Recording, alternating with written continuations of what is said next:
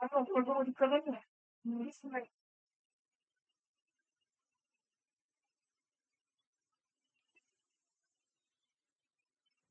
Students, revise करके आए हैं सब। तो मैं कुछ क्वेश्चंस लिखने वाला हूँ, उनके आंसर देना, फिर हम नेक्स्ट जो आगे का टॉपिक है उसको हम कंटिन्यू करेंगे, ठीक है। तो अपनी अपनी नोट्स बुक निकाल लीजिए और जो मैं क्वेश्चन लिख रहा हूँ उसे नोट भी कीजिए और सोचते रहिए, ठीक है। तो अच्छा, पहले मुझे एक चीज बताओ। जैसे मैंने ग्रोथ पढ़ाई है आपको, है ना। मैंने बताया था कि ग्रोथ नॉन लिविंग में पाई जाती है और लिविंग में पाई जाती है। मुझे बताइए, अगर मैं लिख रहा हूँ यहाँ पर रिवर्सिबल, चल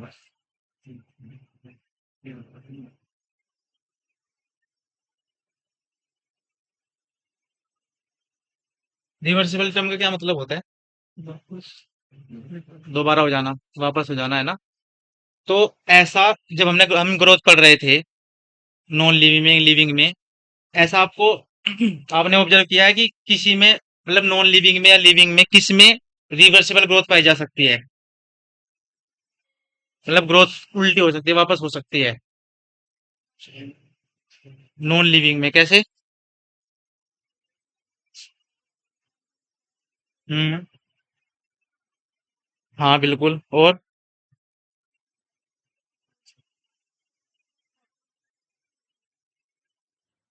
खड़े होके बोलिए,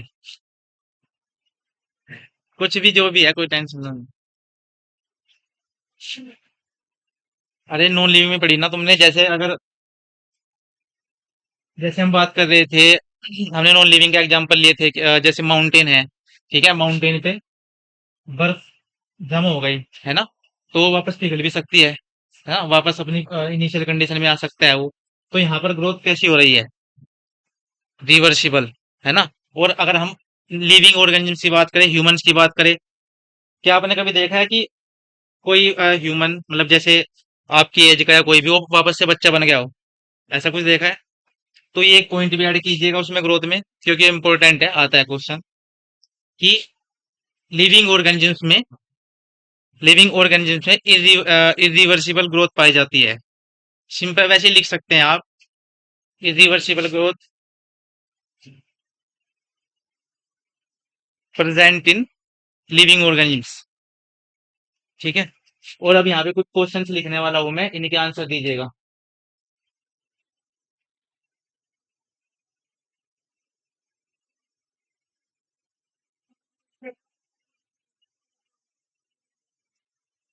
ये तो आप लिख सकते हैं, इरिवर्सिबल, सिम वैसे शॉर्ट में लिख लीजिए, लिख लो कि इरिवर्सिबल किस में, इरिवर्सिबल नॉन लिविंग में, सॉरी लिविंग में, और रिवर्सिबल नॉन लिविंग में, ठीक है, ये लिख सकते हैं। अच्छा, मैं क्वेश्चन लिख रहा हूँ, इसका आंसर देना सब।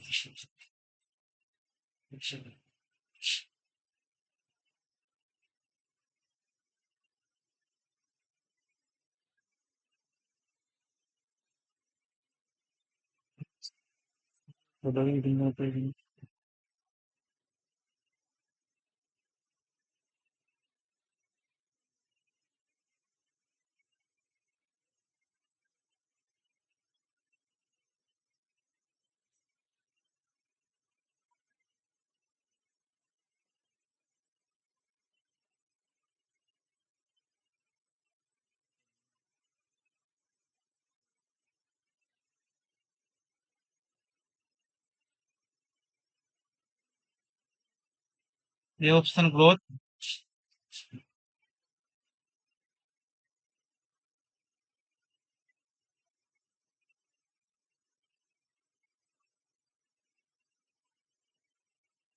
रिप्रोडक्शन,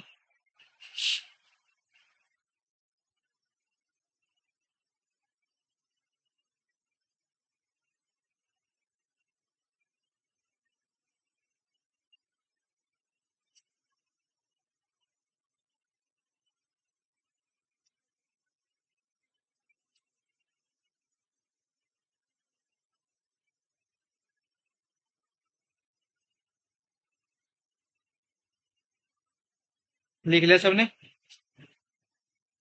सोचिए और बताइए।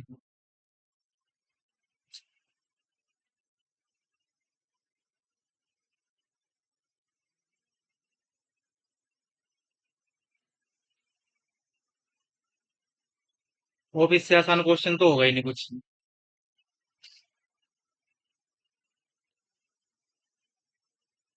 आया किसी को समझ? ये पूछ रहा है कि सेल डिवीजन से, मतलब सेल डिवीजन से इनमें से कौन सा नहीं होता है?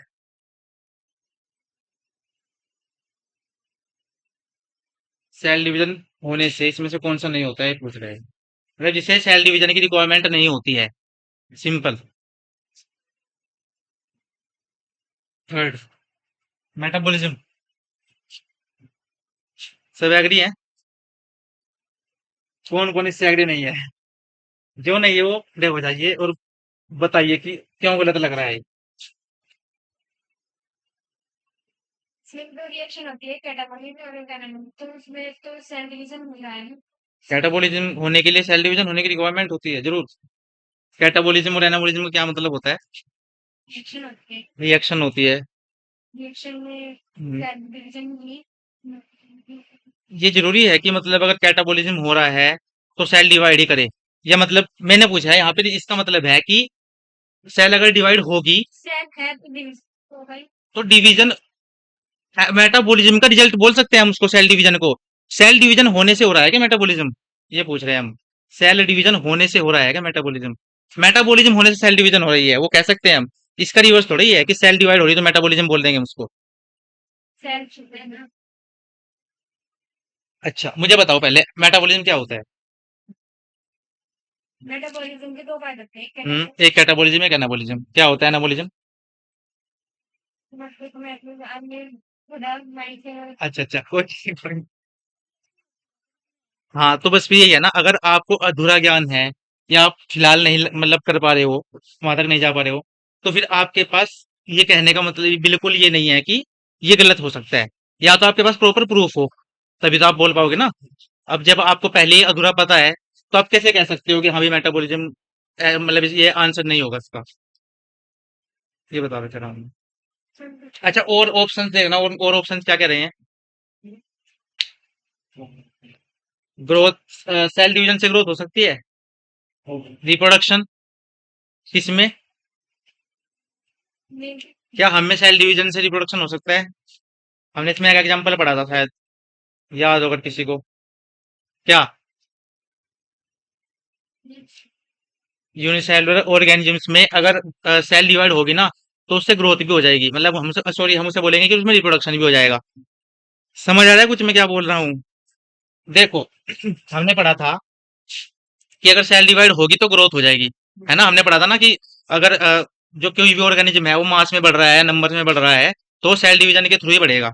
ठीक है, तो सेल डिवीजन के थ्रू ग्रोथ हो जाएगी, है ना? ग्रोथ किसे कहते हैं, सब भूल गए क्या? ग्रोथ किसे कहते हैं? मास बैलेंस में मास में बढ़ जाए, या फिर नंबर साइज। कोई इंडिविजुअल या कोई ऑर्गेनिज्म जो है वो नंबर में बढ़ जाए, है ना? ये बोल रहे थे हम इसमें। तो ग्रोथ, क्योंकि वहां पे हम देख रहे थे कि मास जो है वो सेल डिवीजन से ही बढ़ता है। हमने एग्जांपल भी लिया था कि जैसे हम छोटे थे कभी, ठीक है, सेल डिवाइड होती चली गई, डिवाइड होती चली गई, हमारा मास बढ़ता चला गया, है ना? तो क्या है, ग्रोथ है। तो ग्रोथ हो गया सेल डिवीजन का रिजल्ट, मतलब सेल डिवीजन होने से ग्रोथ हो गई। ऐसे यूनिसेलुलर ऑर्गेनिज्म में क्या होता है, जब वे सेल डिवाइड करते हैं तो उससे रिप्रोड्यूस भी कर जाते हैं वो, यानी कि एक इंडिविजुअल दो इंडिविजुअल में कन्वर्ट हो जाता है, मतलब प्रोड्यूस हो जाता है, बन जाते हैं। ठीक, अगर हम बात करते हैं रिपेयर की, रिपेयर का मैंने कुछ एग्जांपल दिया था कि अगर हमारी कुछ सेल डैमेज हो जाती है तो वापस से क्या हो जाती है, रिपेयर हो जाती है, मतलब सेल डिवाइड कर करके वहां की का जो स्पेस है उसको फिल कर देती है। जैसे मान लिया हमारी स्किन फट जाती है, रप्चर हो जाती है, चोट लग जाती है, तो वापस से भर जाती है ना। किससे होती है वो? सेल डिवीजन से। तो रिपेयर भी सेल डिवीजन से हो सकता है, लेकिन मेटाबॉलिज्म नहीं हो सकता ऐसे। हालांकि ये बोल सकते हैं हम कि मेटाबॉलिज्म होने से सेल डिवाइड हो सकती है। ऐसा हो सकता है ना भाई।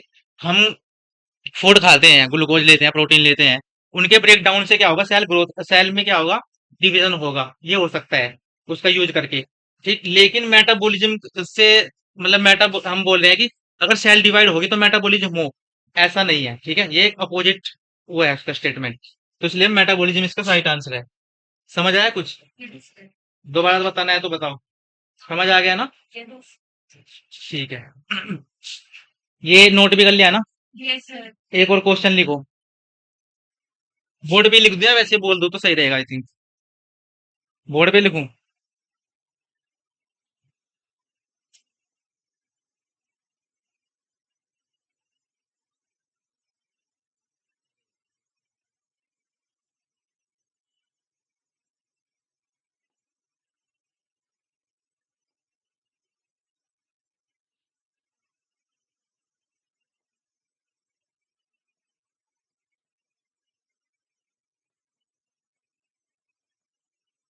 Non living.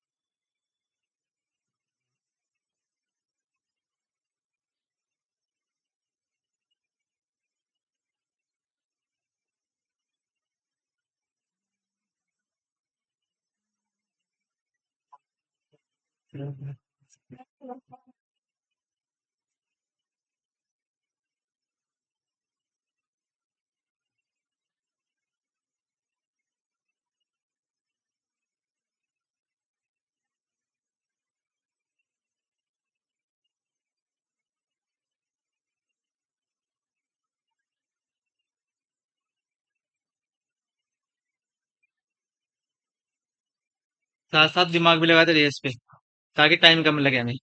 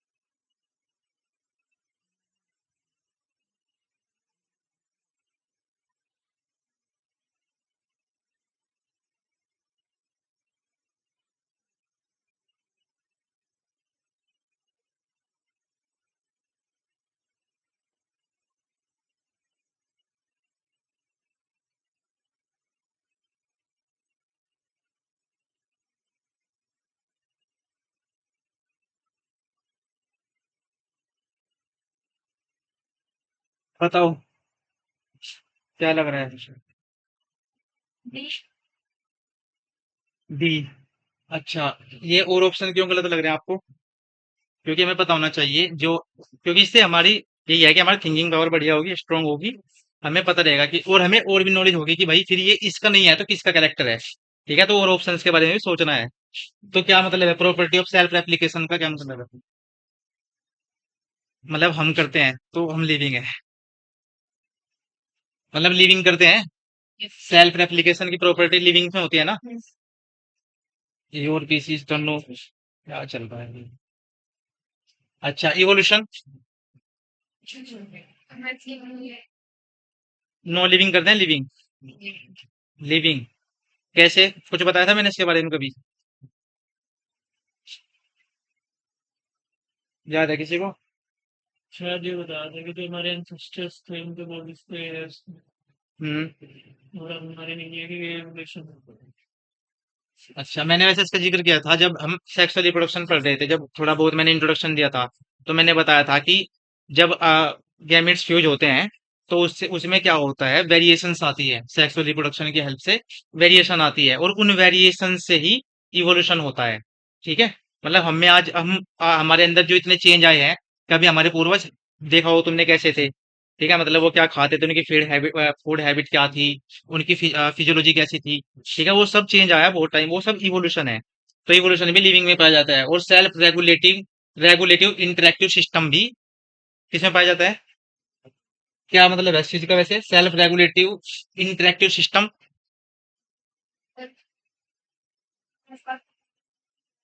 हाँ वो है, ठीक है बिल्कुल। और self regulative. Excel control regulatory. घबरा क्यों रहे हो जब दिख रहा है कि नहीं सही है? जो भी है देखो, जो भी कुछ भी है चाहे वो गलत भी हो, बताना चाहिए, ठीक है, ताकि सही पता चले। बस यही है, सेल्फ रेगुलेटिव का मतलब यही है। हम हालांकि अभी एक डेफिनेशन पढ़ेंगे प्रॉपर जो एनसीईआरटी में गिवन है कि एक्चुअल में हम लिविंग किसे कहेंगे। एक प्रॉपर उन्होंने डेफिनेशन दी हुई है, ठीक है, उसी से ये क्वेश्चन है। तो यही है कि सेल्फ रेगुलेटिव का मतलब यही है कि हम खुद से रेगुलेट कर देते हैं, करते हैं खुद को एंजाइम की हेल्प से। पता हो ना, एंजाइम्स वगैरह होते हैं, एंजाइम्स की हेल्प से डिफरेंट डिफरेंट एंजाइम्स हमारी बॉडी में काम करते हैं, जिनसे हमारा बॉडी का टेम्परेचर, सब कुछ चीजें उसी से रेगुलेट होती हैं, ठीक है। तो ये सब ये लिविंग का ही कैरेक्टर है। और बस इससे आसान हो गया, हालांकि तुम फंसते जरूर। ये इससे आसान हो गया, ये भी क्योंकि मैंने बताया ना, इससे आसान हो गया, वरना तुम इसे फंस सकते थे। चलो खैर, हमने कल कहाँ तक पढ़ लिया था? कहाँ तक? कॉन्शियसनेस, है ना? तो कॉन्शियसनेस को हमने क्या बताया था कि कौन सा फीचर होता है वो? नहीं नहीं, मतलब मैं पूछ रहा हूँ कि वो कैरेक्टरिस्टिक फीचर है या डिफाइनिंग फीचर है? Defining feature. क्यों?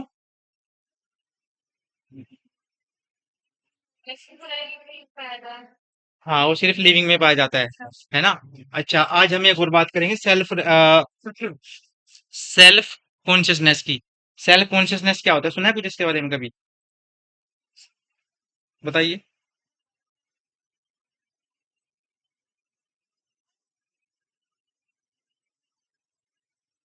हम्म।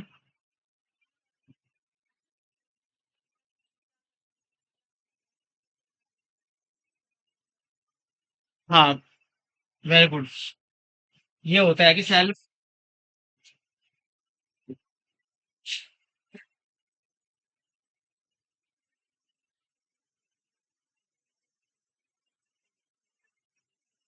Sit down. सेल्फ कॉन्शियसनेस का मतलब है कि अवेयरनेस, खुद के बारे में अवेयरनेस, अवेयरनेस ऑफ सेल्फ, मतलब खुद के बारे में जानना कि मतलब मुझे क्या करना है, मैं क्या हूँ, कौन सा ऑर्गेनिज्म हूँ, मुझे लाइफ में मतलब मेरे क्या क्या एम है, गोल हैं। क्या ये आपने कभी किसी अनदर ऑर्गेनिज्म में देखा है? जैसे कुत्ते को पता है कि मैं कुत्ता हूँ, कुत्ते को पता है कि उसे कोई मोटिव, उसका कोई गोल है कि उसे अपने मतलब कुछ आईएएस पीसीएस बनना है, ऐसा कुछ पता से? तो सेल्फ कॉन्शियसनेस जो होती है वो सिर्फ और सिर्फ ह्यूमन बीइंग में पाई जाती है, ठीक है। मतलब ह्यूमन को ही पता है, ह्यूमन ही एक ऐसा लिविंग ऑर्गेनिज्म है जिसे ये पता है कि मुझे क्या करना है। वो और सोच सकता है, वो कितना भी सोच सकता है। जैसे हमें पता है कि भाई हमें गर्मी लग रही है, तो हमें पंखा चलाना है, ठीक है, बंद करना है, कब ये करना है, और कुछ भी चीजें, मतलब वो बहुत, मतलब उस तक सोच सकता है अपने आप के, अपने बारे में कुछ भी, ठीक है। तो ये सिर्फ और सिर्फ किसका कैरेक्टर होता है? ह्यूमन का। ह्यूमन में ही सिर्फ और सिर्फ सेल्फ कॉन्शियसनेस पाई जाती है। जैसे वो बात कर रहा था ना कल एक लड़का, वो वही था सेल्फ कॉन्शियसनेस। सेल्फ कॉन्शियसनेस हर एक और लिविंग ऑर्गेनिज्म में नहीं पाई जाती। इसलिए सेल्फ कॉन्शियसनेस को हमें किस तरह का कैरेक्टर कहना चाहिए, सॉरी फीचर कहना चाहिए? कैरेक्टरिस्टिक फीचर, है ना। डिफाइनिंग फीचर क्यों नहीं कहेंगे? क्योंकि वो हर एक लिविंग ऑर्गेनिज्म में नहीं मिल रहा है, ठीक है। तो यहाँ पे आप इसके बारे में थोड़ा सा एक मतलब एक दो पॉइंट लिख लीजिए। Human being is the only organism,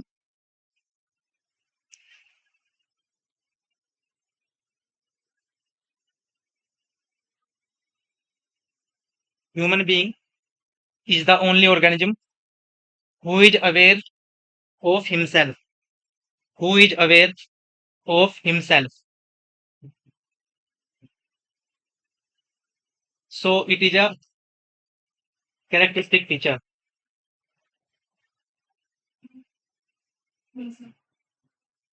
हाँ, who is aware of himself. दोबारा बोल रहा हूं मैं, human being is the only organism who is aware of himself. मतलब ह्यूमन ऑर्गेनिज्म ही सिर्फ ऐसा ऑर्गेनिज्म है जिसे अपने बारे में पता है, ठीक है। और इसका एक्सपेरिमेंट भी किया गया था, हालांकि ऐसे ही नहीं पता चला है, मतलब साइंटिस्टों को, साइंटिस्टों ने इसके लिए एक मिरर टेस्ट किया था।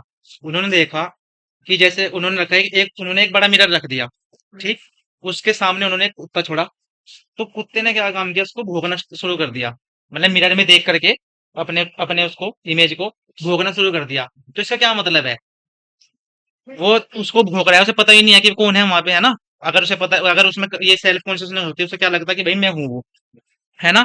ऐसे ही बंदर बंदर रखा उन्होंने सामने, तो बंदर के पास भी ऐसी चीजें रखी, तो बंदर भी चिड़चिड़ा हो गया, ठीक, उसको मारने दौड़ने लगा। तो ये इससे पता चला कि भाई इन्हें अपने बारे में कुछ नहीं पता। और जब उन्होंने एक छोटे बेबी को रखा ना, तो छोटे बेबी के फेस पे एक काला टीका लगा दिया उन्होंने। तो देखा कि वो बच्चा जो है, उसको कुछ मतलब उसको छूने के बजाय खुद का फेस पे क्या करने लगा, वो उस मतलब उस ब्लैक डॉट को हटाने लगा। तो ये क्या है, यानी कि उसे पता है कि भाई मेरे फेस पे है ये चीज, ठीक है। तो इससे पता चला कि सेल्फ कॉन्शियसनेस सिर्फ और सिर्फ ह्यूमन में पाई जाती है। ये हालांकि कोई नहीं इसमें कोई नहीं बताएगा आपको, बस ये मैंने थोड़ा पढ़ रखा है एक्स्ट्रा, तो इसलिए बता दिया, ठीक है। ध्यान रखना, मतलब सेल्फ कॉन्शियसनेस पता कैसे चला, ठीक। तो हम कॉन्शियसनेस के बारे में हमने क्या क्या लिखा था, ये पॉइंट लिख लिया था हमने कि every organism is consciousness aware of their surrounding, but only human being are aware of themselves. अच्छा, तो चलो ये पॉइंट लिख लो उसमें, every organism is conscious, every organism is conscious, bracket में लिख लेना अवेयर ऑफ देयर सराउंडिंग, यानी कि वो खुद के सराउंडिंग के बारे में जानता है। हर एक ऑर्गेनिज्म में प्रॉपर्टी पाई जाती है कि कोई भी चेंज हो रहा है तो उसको सेंस कर सकता है, ठीक है, और उसके अगेंस्ट कोई भी एक्शन कर सकता है, जिसको हम रेस्पॉन्ड बोलते हैं, ठीक है। सेंस और रेस्पॉन्ड कर सकता है, ये दुनिया का हर एक ऑर्गेनिज्म कर सकता है, ये हमने कल पढ़ा था ना यस। कॉन्शियसनेस में। तो वही पॉइंट है ये, कि every organism is conscious, conscious इसमें लिख लेना अवेयर ऑफ दियर सराउंडिंग, मतलब ब्रैकेट में, but only human human beings are aware of themselves, aware of their surrounding, aware of their surrounding. और फिर उसके बाद but only human beings are aware aware of themselves, यानी खुद के बारे में सिर्फ ह्यूमन को ही पता है। एक बार फिर रिपीट कर लो। Every organism is conscious, bracket में लिख लेना aware of their surrounding, bracket बंद। उसके बाद but only human being are aware of themselves, only human beings are aware of themselves,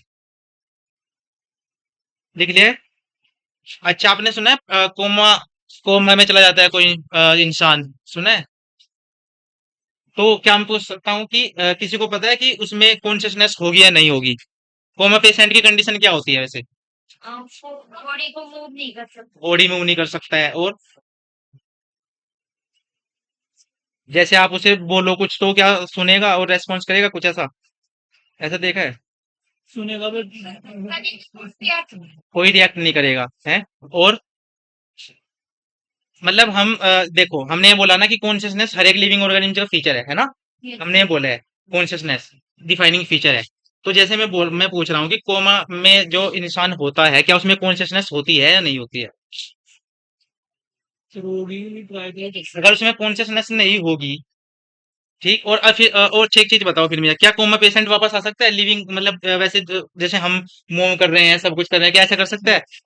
तो यानी कि लिविंग हो सकता है वो, तो इसका मतलब लिविंग ही है वो पहले ही, क्योंकि डेड इंसान तो लिविंग हो नहीं सकता, ये तो पता है ना। तो फिर ऐसे कैसे, अगर कोमा पेशेंट में कॉन्शियसनेस नहीं होगी, तो फिर हम कॉन्शियसनेस को डिफाइनिंग फीचर क्यों बोल रहे हैं? सर, मैंने बहुत दिन से हो रहा है सर, पॉसिबल थोड़ा जोर से बोलो, आवाज थोड़ी कम आ रही है। बट सेल्फ वो तो है, मैं ये पूछ रहा हूँ कि सेल जो कॉन्शियसनेस है वो है, ठीक है, कैसे है वो, कैसे बताओगे आप उसको? से मतलब ये तो वो होगा कि आसपास ही है। चलो कोई नहीं, ये पढ़ा भी नहीं होगा ना, ये किसी ने बताया होगा, एनसीईआरटी में भी गिवन नहीं है, पर मैं बता रहा हूँ आपको। Sit down, very good. देखो, अगर हम कॉन्शियसनेस को डिफाइनिंग फीचर कह रहे हैं ना, तो हमारे पास कुछ प्रूफ हैं कि भाई डिफाइन जो कॉन्शियसनेस है वो हर एक लिविंग ऑर्गेनिज्म में पाई जाएगी। तो ऐसे ही कोमा पेशेंट भी होते हैं, कोमा पेशेंट में भी रेस्पॉन्स होता है और सेंस किया जाता है। अच्छा, आपको पता है ना कि कोमा पेशेंट को भी मेडिसिन दी जाती है, यस सर। पता है, यस सर। ताकि वो रिकवर कर सके। तो क्यों दी जा रही है वो इसलिए तो दी जा रही है कि भैया रिकवर, ये उसको सेंस करे और उसका यूज करे, ठीक है, मतलब उसके अगेंस्ट रेस्पॉन्स करे, कोई एक्शन करे, ठीक, ताकि वो रिकवर हो सके। तो ऐसे ही होता है। अब हम यहाँ पे जो सेंस और रेस्पॉन्ड करना है ना, वो जरूरी नहीं है कि मतलब हम सुनना और हम सो ही कर रहे हैं, बाहर सो करना, ऐसा जरूरी नहीं है। वो सेलुलर लेवल पे भी होता है। इसके बाद हम बात करते हैं सेलुलर लेवल पर। सेलुलर लेवल पर क्या होता है, जैसे कि हम मतलब जो कोमा पेशेंट है, ठीक है, उसकी जो सेल्स है ना, तो जब हम उसको मेडिसिन देंगे, तो वो मेडिसिन कहाँ जाएगी, उसकी सेल्स में, ब्लड के थ्रू, ठीक है। उसकी यहाँ पे मेडिसिन है, तो मेडिसिन जाएगी सेल्स में। अब उस मेडिसिन का यूज करेगी कौन, सेल।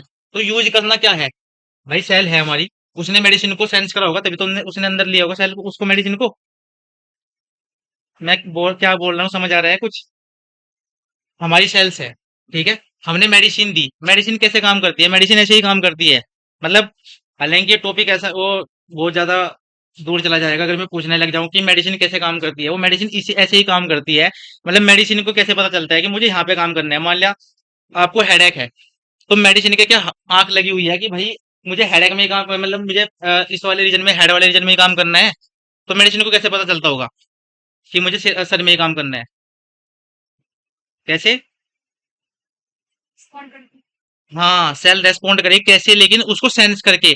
जो भी, ये हालांकि बहुत ज्यादा डीप टॉपिक हो जाएगा, इसमें हम रिसेप्टर वगैरह की इनकी बात करते हैं, पर यही है कि हमारी जो सेल्स होती है ना, ठीक है, उनके ऊपर ऐसे ही सेंसरी कुछ प्रोटीन, सेंसरी रिसेप्टर्स पाए जाते हैं, जिन जो उसको सेंस करते हैं किसी भी चीज को, और फिर उसके अगेंस्ट रेस्पॉन्ड करते हैं।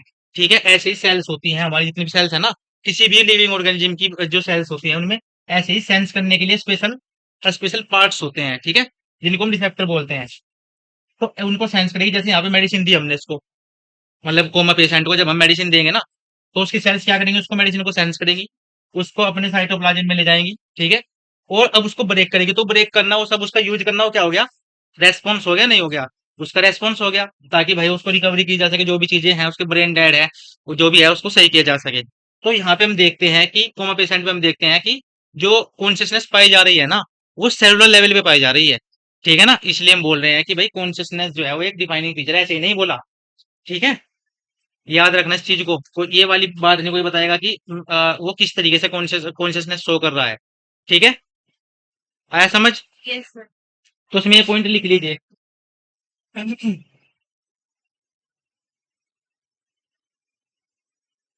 इसमें ये पॉइंट लिखिए कि जो सेल्फ, जो कोमा पेशेंट होता है,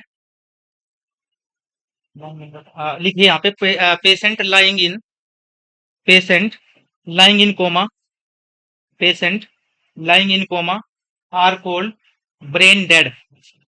patient lying in coma are called brain dead.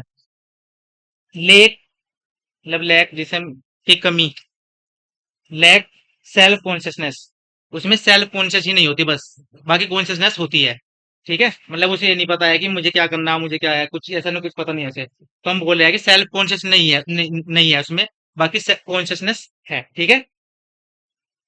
इसके बाद यहाँ पे एक डेफिनेशन आती है जो एनसीईआरटी ने बाद में सब इन चीजों को सबको कंपाइल करके दी है, ठीक। उससे पहले मैं यहाँ पे एक टेबल बना देता हूँ, ताकि आपको ये पता रहे कि कौन से कैरेक्टरिस्टिक फीचर हो गए और कौन से हमारे डिफाइनिंग फीचर हो गए, ठीक है।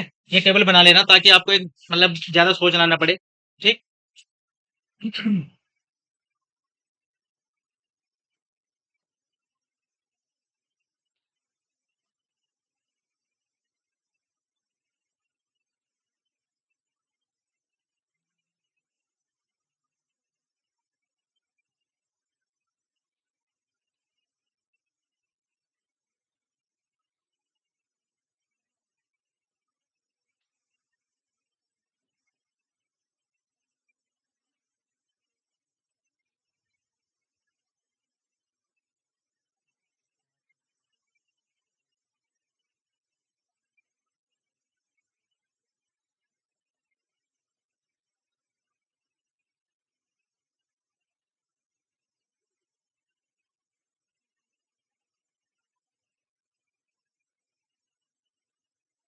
अब मुझे साथ साथ बताते हुए रहिएगा।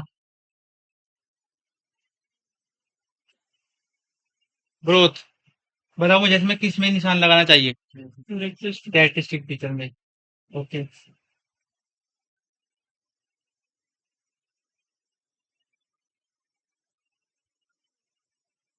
प्रोडक्शन, करेक्ट डिफाइनिंग, डिफाइनिंग, इतना करने के बाद भी डिफाइनिंग। चल क्यों नहीं रहा यार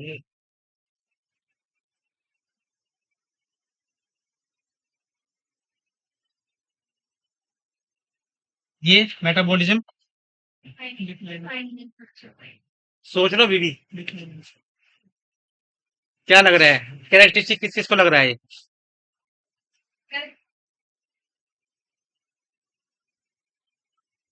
बताओ। डिफाइनिंग।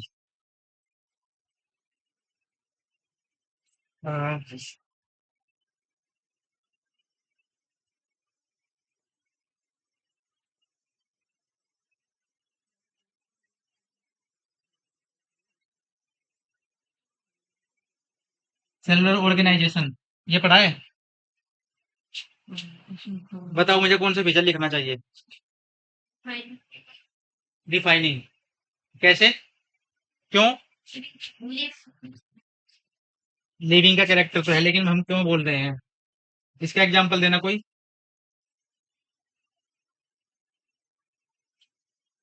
अरे हमने बोला था ना कि मिनिमम सेल होनी जरूरी है हर एक लिविंग के लिए। सेल में भी पढ़ा था, हालांकि आगे पढ़ने पढ़ने पढ़ेंगे हम ढंग से कि सेल जो सेल जो होती है वो किसी भी लिविंग होने के लिए एक मिनिमम रिक्वायरमेंट होती ही है, ठीक है। तो ये भी क्या हो गया हमारा, ये भी हमारा कौन सा फीचर हो गया? डिफाइनिंग।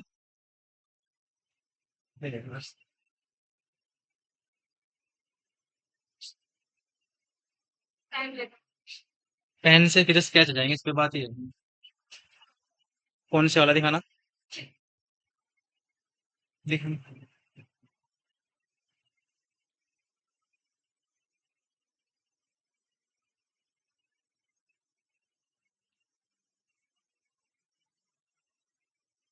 इसके बाद और भी कोई पढ़ाया हमने? और कौन कौन से फीचर पढ़े हमने?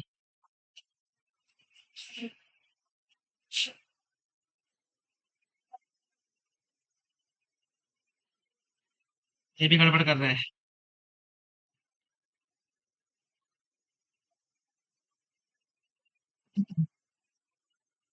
कॉन्शियसनेस को मैं क्या बोलना चाहिए? डिफाइनिंग ठीक है, अब तो नहीं बोर फील करने लगोगे, बार बार ये चीजें रिपीट हो रही हैं। पर सही है कि जितनी ज्यादा रिपीट हो ना कोई भी चीज वो उतनी ज्यादा याद रहती है हमें, ये पता है ना। इसके बाद सेल्फ कॉन्शियसनेस, इसको क्या बोलना चाहिए? Defining characteristic. कैरेक्टरिस्टिक। ठीक है, इस टेबल को बना लीजिएगा ताकि आपको बस एकदम देखना पड़े, हालांकि याद तो होगा आपको लेकिन फिर भी कंफ्यूजन हो जाता है। सर ग्रोथ में प्लान है हम्म। ग्रोथ में प्लान ग्रोथ में क्या है? है हाँ पूछो। सर जैसे रिवर्सिबल ग्रोथ होती है मतलब ये नहीं है कि मैं आपको गलत कह रहा हूँ अरे नहीं, देख बताओ, क्वेश्चन करना चाहिए। आपने कहा था जो रिवर्सिबल ग्रोथ है वो लिविंग में नहीं है अरे हाँ, रिवर्सिबल नहीं होती ग्रोथ। लेकिन जैसे ब्रेन सेल डैमेज हो गया हम्म। होने के टाइम पे हम्म। तो वो तो दोबारा ग्रो कराएंगे ना वो रिवर्सिबल ब्रेन सेल तो नहीं कभी भी वो कर पाती डिवाइड। सेल भी तो ब्रेन सेल में तो डिवाइड डिवीजन की कैपेबिलिटी नहीं होती है। सेल डैमेज तो ठीक हाँ, है डैमेज हो गया ना, तो वो तो भी वो दोबारा भी तो ग्रो हो रहे हैं वो रिवर्सिबल नहीं है तो वो ग्रोथ नहीं है।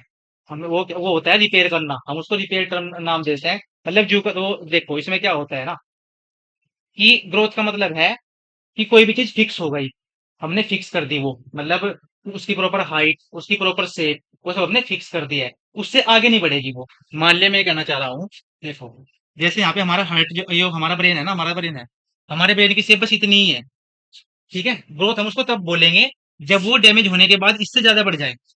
उससे ज्यादा तो नहीं बढ़ रही है ना वो। अगर वो मान ले डैमेज भी हो गया, उसकी भरपाई हो गई, तो जू का तो उतना ही हो रहेगा ना, वो जितना है, जितना था पहले से वो इनिशियल, है ना, उसकी ज्यादा तो नहीं बढ़ गया। मैं ये कहना चाह रहा हूँ, आपके ब्रेन मान ले पहले इतना था और डैमेज उसमें हो गया और वो इतना बड़ा बन गया, कैसा होता है? उसको हम ग्रोथ बोलते हैं, क्योंकि वो पहले ही फिक्स हो गया। ग्रोथ हम उसको बोल रहे हैं कि प्रॉपर पहले ही फिक्स कर दी गई हमने कि भाई हमारा हार्ट इतना होना है, इतना शेप का होना है, इतना साइज का होना है, इतना शेप का होना है, हमारी हाइट इतनी होनी है। अगर उससे ज्यादा हो जाती है बाद में तो हम बोलेंगे कि वो ग्रोथ है वो, ठीक है। अगर उसमें कुछ डैमेज हो रहा है ना, तो उसमें बाद में जब सेल डिवीजन हो रही है उसको हम ग्रोथ नहीं बोलेंगे, उसको हम रिपेयर बोलते हैं। तो सर ऐसे तो जैसे हम जिम जाते हैं हाँ, मैं जिम वाला बताऊंगा, आप देखो। तो जो जिम वाला है ना वो भी ग्रोथ नहीं है, वो भी क्या है, रिवर्सिबल है ना वो। मतलब वो ग्रोथ नहीं है। देखो वो क्या है, आप आपने देखा, आप जिम जाते हैं, आप 6 महीना या 1 साल जिम गए, ठीक है, उसके बाद आपने जिम छोड़ दी, 1 साल बाद आपका क्या हाल होगा? 1 साल बाद भी क्या आपकी बॉडी सेम रहेगी, जिम जो जिम वाली थी? सर नेचुरल तो रखती है। नेचुरल। सर मतलब जो सेल्स फटते हैं और वो प्रोटीन से रिकवर होते हैं। मैं बता रहा हूँ, अब देखो उसमें क्या है, उसमें हम देखते हैं जो हमने जिम की ना, ठीक है, उसमें हमने बाहर से प्रोटीन ली, ठीक, फैट लिया, वो हमारा वो जो है सेल्स में जमा होता चला गया, ठीक, वो ग्रोथ नहीं है।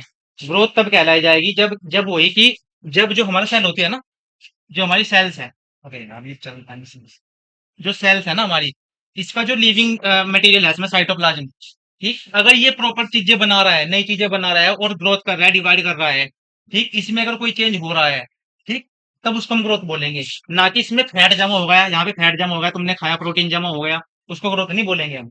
और वो ग्रोथ, अरे हमने बोला ना ग्रोथ लिविंग में रिवर्सिबल नहीं होती है, ये बोला ना हमने, रिवर्सिबल होती है।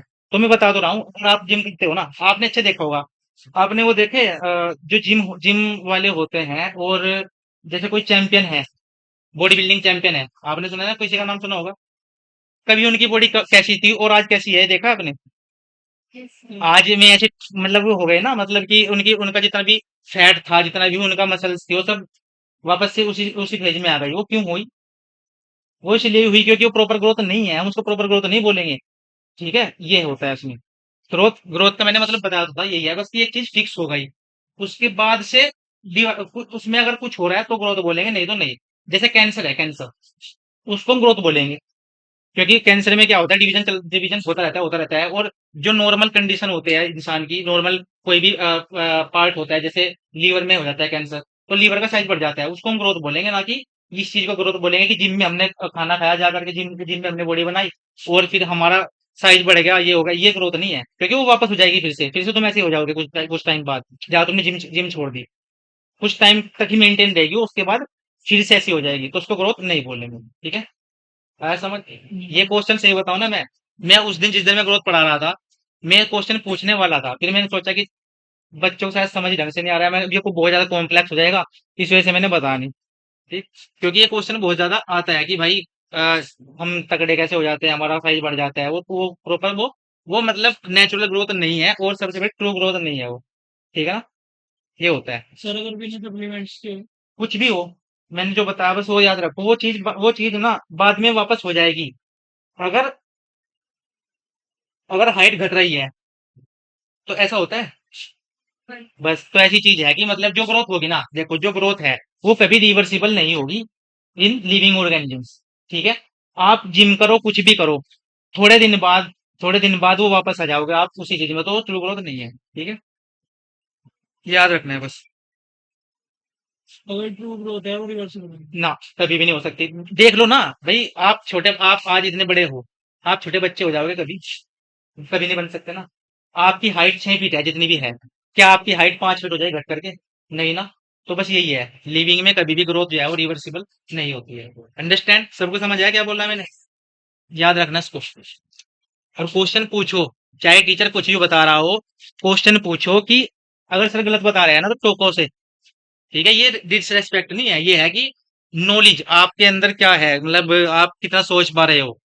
गलत नहीं पढ़ना है, सही पढ़ना है, तो इसलिए सोचना है, ठीक है? तो यहाँ पे इसके बाद डेफिनेशन दी गई है, उसे लिखो, ठीक है, और फिर मैं उसको एक्सप्लेन करूंगा कि क्या है वो, उसका क्या मतलब है। एनसीईआरटी ने सब चीजों को कंपाइल करके एक डेफिनेशन बनाई है, ठीक, उससे क्वेश्चन भी आ जाते हैं, तो वो लिखो पहले। Living organisms,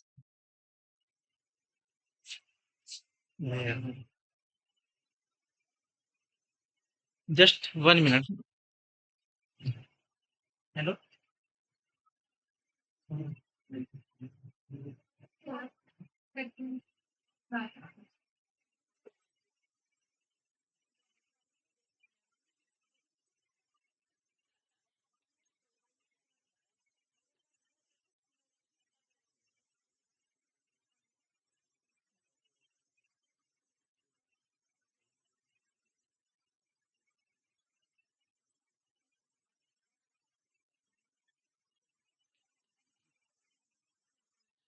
living organisms are self replicating, living organisms are self, starting पे है ना? क्या स्टार्टिंग स्टार्टिंग लिविंग ऑर्गेनिज्म नहीं से है। Living organisms are self replicating, evolving, self regulating, self regulating interactive system. Living organisms are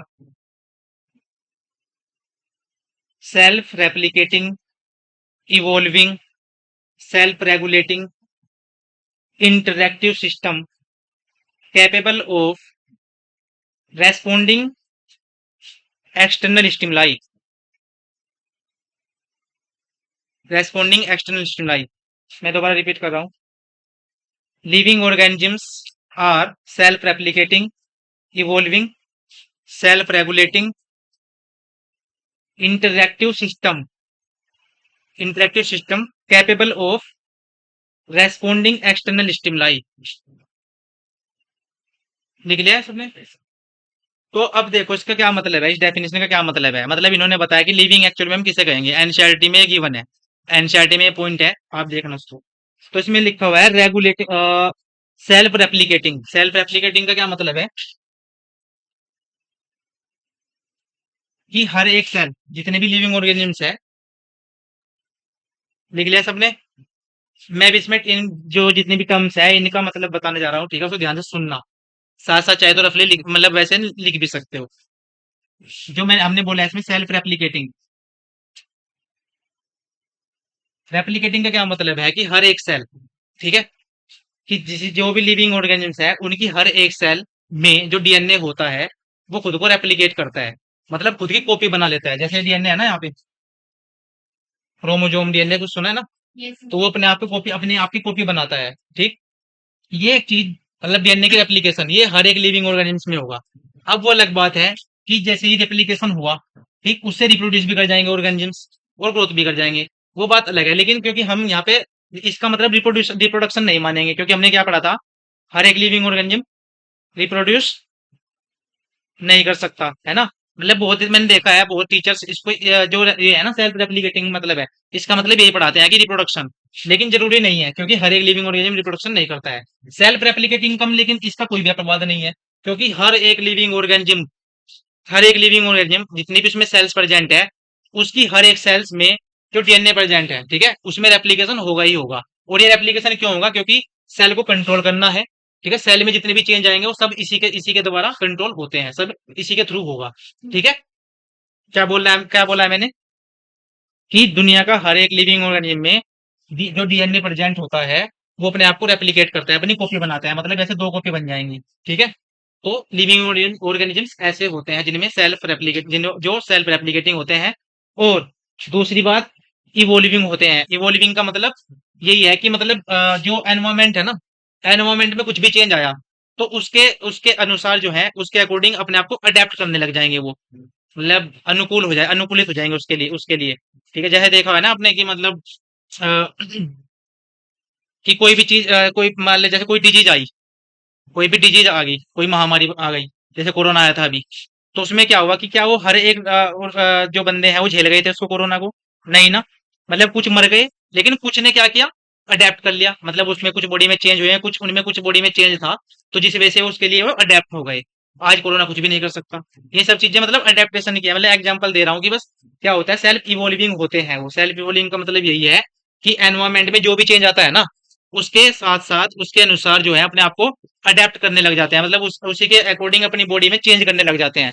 और इसी से धीरे धीरे यही इवोल्यूशन है, कि इसे यही धीरे धीरे आगे जा करके एक बड़ा मतलब कैरेक्टरिस्टिक, मतलब ऐसे उनके उनमें चेंज आ करके नई चीज, मतलब क्या हो जाता है, नए नए ऑर्गेनिजम्स बन जाते हैं, नई नई स्पीसीज बन जाती है। ऐसे ही आज तक जितने भी ऑर्गेनिजम्स धरती पर हैं वो सारे सारे ऐसे ही इवोल्व होकर के ही बने हैं, ठीक है। समझ आया? मतलब यही है कि बस एनवायरमेंट के अनुसार जो है चेंज करते जाएंगे, उसी को इवोल्यूशन बोलेंगे, ठीक है। अच्छा, सेल्फ रेगुलेटिंग। सेल्फ रेगुलेटिंग का मतलब यही है कि ये क्या होता है, ये एंजाइम्स जो होते हैं हमारी बॉडी में, जितने भी एंजाइम्स वगैरह होते हैं उनके थ्रू क्या होता है, बॉडी में रेगुलेशन होता है कुछ भी, जैसे टेम्परेचर चेंज हो जाना, टेम्परेचर को मेंटेन करके रखना, ये सब जो है हमारी बॉडी का फीचर होता है कि मतलब किसी भी लिविंग ऑर्गेनिज्म का फीचर होता है कि वे खुद को रेगुलेट कर सकते हैं, किसकी हेल्प से, एंजाइम वगैरह की हेल्प से। समझ आया? ठीक है। अब दूसरा है यहाँ पे इंटरेक्टिव। इंटरेक्टिव का क्या मतलब है कि हर एक लिविंग ऑर्गेनिज्म किसी न किसी अदर लिविंग ऑर्गेनिज्म से या किसी भी अनदर चीजों से इंटरेक्ट करता है। जैसे जैसे हम प्लांट खाते हैं, हम प्लांट को खाते हैं ना, Yes, sir.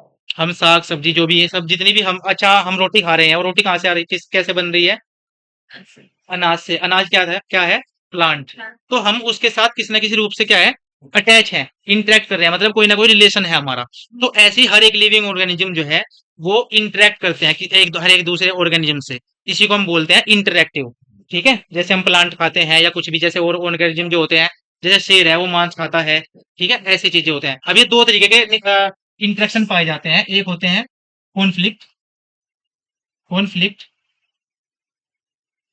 यार,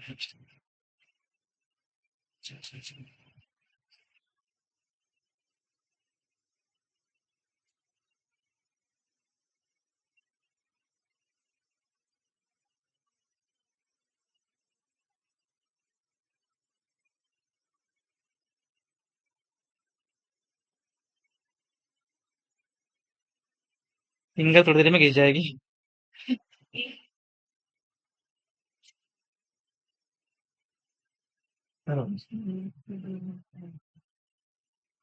इस पे स्केच देंगे, बात ये है नाखून से दिखाना पड़ेगा फिर।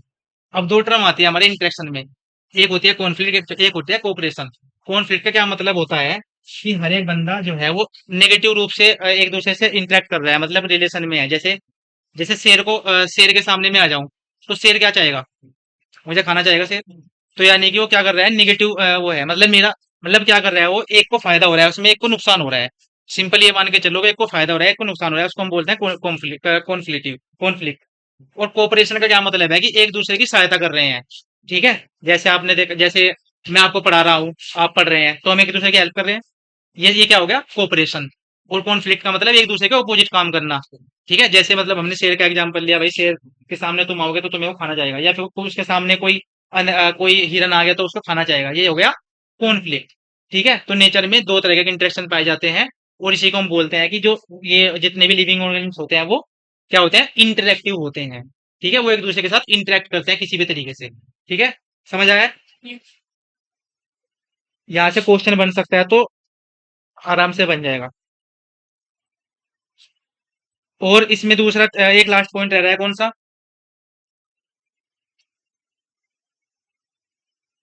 इसमें एक लास्ट जो है वो कौन सा रह रहा है, रेस्पोंडिंग एक्सटर्नल स्टिमुलाई, यानी कि कॉन्शियसनेस की बात कर रहे हैं यहाँ पर।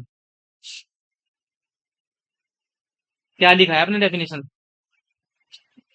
यही है ना कि क्या करता है वो, एक्सटर्नल स्टिमुलाई के अगेंस्ट रेस्पॉन्ड करता है। ठीक है, उसको सेंस करता है, रेस्पॉन्ड करता है, यानी कि कॉन्शियसनेस। यहाँ पे सिंपल वही है कि कॉन्शियसनेस की बात हो रही है, बाहर से कोई भी स्टिमुलाई आया उसको सेंस करेगा और उसके अगेंस्ट रेस्पॉन्ड करेगा। तो इस डेफिनेशन का मतलब समझ आ गया ना सबको, Yes, sir. कि भाई क्या क्या लिविंग ऑर्गेनिज्म जो होते हैं वो सेल्फ रेप्लिकेटिंग होते हैं। ठीक है, अपने डीएनए को रेप्लिकेट कर सकते हैं। उसके अलावा ये भी हो सकता है, सेल्फ मतलब रेप्लिकेशन के द्वारा ये हो सकता है कि भाई रिप्रोड्यूस भी कर जाए वो। लेकिन हर एक ऑर्गेनिज्म जो है वो रिप्रोड्यूस नहीं करता, इसलिए हम इसको बस डीएनए रेप्लिकेशन तक ही सीमित रखते हैं। ठीक है, लिमिट रखते हैं। इवोल्विंग है, यानी कि वही चेंजेज के साथ साथ अपने आप को इवोल्व कर रहा है, मतलब अपने आप को अडेप्ट कर रहा है। ठीक है, चेंजेज ला रहा है। सेल्फ रेगुलेटिंग है, खुद की बॉडी को कंट्रोल कर रहा है, भाई टेम्परेचर बढ़ गया बाहर का, अपने आप अपनी बॉडी का टेम्परेचर मेंटेन कर रहा है, ब्लड प्रेशर मेंटेन कर रहा है। ये सब हो रहा है हमारे एंजाइम्स वगैरह के थ्रू। उसको हम बाद में पढ़ेंगे अच्छे तरीके से और भी। ठीक, रेस्पॉन्ड कर रहा है वो एक्सटर्नल स्टिमुलाई मतलब अगेंस्ट। ठीक है, बाहर से कोई भी चेंज हुआ उसको क्या कर रहा है, उसको सेंस कर रहा है और रेस्पॉन्ड कर रहा है। ये क्या है, कॉन्शियसनेस। समझ आ रहा है ना, Yes, sir. मुझे लगा शरीर के ऊपर न जा रहा है शायद। और इंटरेक्टिव है, यानी कि एक दूसरे ऑर्गेनिज्म के साथ इंटरेक्ट कर रहा है। दो तरीके से इंटरेक्ट कर सकता है, कॉन्फ्लिक्ट या फिर कोऑपरेशन। ठीक है, यहाँ तक समझ आया सबको। ठीक है, अब हम बात करते हैं बायोडायवर्सिटी की और नोमेनक्लेचर, कि नोमेनक्लेचर क्या होता है, क्यों उसकी रिक्वायरमेंट है, बायोडायवर्सिटी क्या है। बायोडायवर्सिटी क्या है, बायोडायवर्सिटी क्या है, लिविंग ऑर्गेनिजम्स। हम्म, स्पीशीज प्रेजेंट होंगे। ये तो होता है। अर्थ पर जितने भी, हाँ वही है कि जितने भी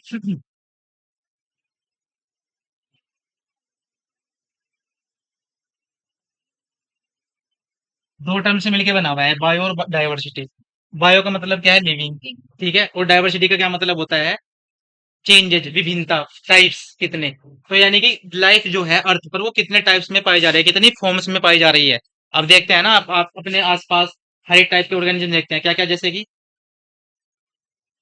जैसे एक ह्यूमन एक ऑर्गेनिज्म है, ऐसे ही अपने आसपास आप कितने टाइप के ऑर्गेनिज्म देखते हो।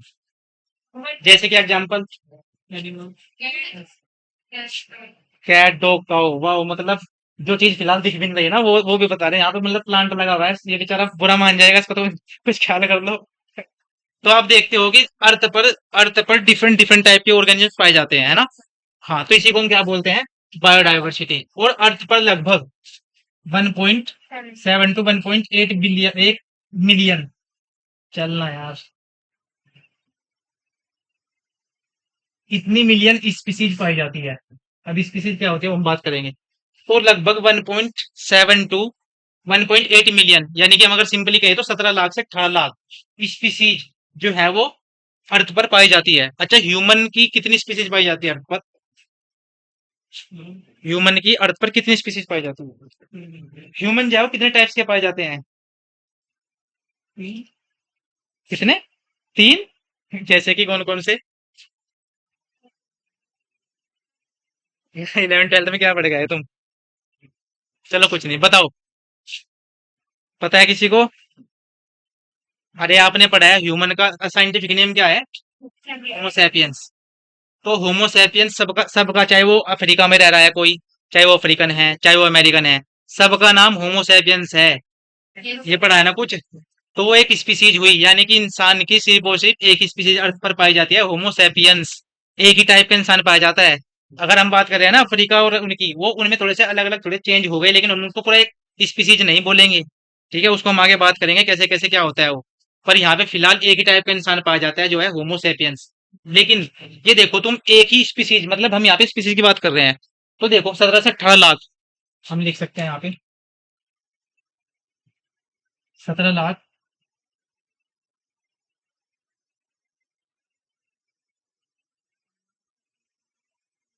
17 लाख से 18 लाख स्पीसीज पाई जा रही है, स्पीसीज है उसे। अब देखो, अगर ह्यूमन एक स्पीसीज है, स्पीसीज मतलब ह्यूमन एक स्पीसीज होने के बाद भी लगभग 800 की 800 900 करोड़, मतलब 800 करोड़ 900 करोड़ नंबर्स में पाया जाता है पूरे अर्थ पर। तो अनदर स्पीसीज का देखो, मतलब इसमें से एक स्पीसीज निकाल दो, 17 लाख में से एक स्पीसीज निकाल दो, कितनी स्पीसीज बची। तो ऐसे ही हर एक मतलब स्पीसीज के कितने कितने इंडिविजुअल्स होंगे। तो ये देखो, मतलब अर्थ पर कितनी ज्यादा बायोडाइवर्सिटी पाई जा बायोडाइवर्सिटी है। सोच पा रहे हो। मतलब ह्यूमन सिर्फ एक स्पीसीज है, और वो भी इतने नंबर में है, एक स्पीसीज होने के बाद भी। और अगर हम बात करें और इतनी सारी स्पीसीज की, तो वे कितने नंबर्स में होंगे। तो कितनी बड़ी बात है। तो अर्थ पर जो होता है बायोडाइवर्सिटी बहुत ज्यादा है, बहुत डाइवर्स है, मतलब अलग अलग मतलब अलग अलग टाइप्स के ऑर्गेनिजम्स पाए जाते हैं। ठीक है। अब स्पीसीज का क्या मतलब है यहाँ पर, टाइप्स ऑफ। चलो मैं लिखवा रहा हूँ पहले, फिर एक्सप्लेन करता रहूंगा मैं, ठीक है चीजें। इसको लिख लो पहले कि 1.7 to 1.8 million species have been scientifically named and classified. 1.7 to 1.8 million species have been have been scientifically named have been scientifically named and classified, scientifically named and classified. यानी कि इतनी स्पीसीज अब तक सिर्फ और सिर्फ वे हैं ये जिनको हम जान पाए हैं। ये इतनी स्पीसीज है जिनको हम अब तक जान पाए हैं। ये लिख लिया ना सबने पॉइंट, रिपीट करूं। बस यहीं तक है क्लासिफाइड का जी। 1.7 into 7 to 1.8 million species have been scientifically named and classified, यानी कि इतनी स्पीसीज वे हैं जिनको हम आज तक देख पाए हैं, ऑब्जर्व कर पाए हैं और उनके नाम रख पाए हैं। ठीक है, बाकी इससे भी ज्यादा है। एक साइंटिस्ट है मेयर नाम की, जिन्होंने बताया कि लगभग 8 मिलियन तक, 8 मिलियन तक स्पीसीज हो सकती हैं, पाई जा सकती हैं अर्थ पर। यानी कि इससे कितना गुना, 7 8 गुना ज्यादा स्पीसीज और भी हैं जिनको हम अभी तक नहीं जान पाए हैं। अभी समुद्र, आपने समुद्र का पता है ना, उसमें कितने डाइवर्स ऑर्गेनिज्म है, अब तक हम उनको ही नहीं जान पाए। अब तक हम सिर्फ इतने जान पाए हैं जहां तक लाइट जाती है सन की, वे दिख पाते हैं हमको सही तरीके से। लेकिन जो डीप डीप सी में है, अब तक हम उनको प्रॉपर नहीं जान पाए। तो देखो कितनी स्पीसीज हो सकती हैं। ठीक है, ये हमने सिर्फ उनकी बात की है जिनको हमने अब तक जाना है, उनको क्लासिफाई किया है, मतलब हमने अलग अलग नाम रख दिए, अलग अलग अलग अलग ग्रुप्स में बांट दिया उनको। हम अब तक स्टडी कर पाए कितनों को, 17 लाख से 18 लाख तक बस। तो ये कितनी बड़ी बात है। अच्छा, इसके बाद आप लिखिए biodiversity.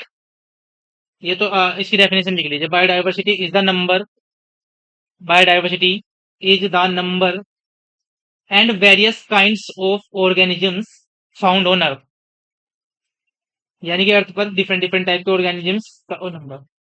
Biodiversity is the number, biodiversity is the number and various kinds of organism, various kinds of organisms found on earth, found on अर्थ।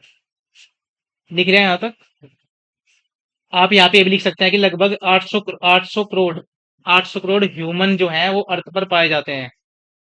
मतलब 800 crore humans on earth belongs to the same species. अच्छा sorry, 800 humans, बोलना 800 हाँ organism found on earth. No हाँ, organisms found on अर्थ।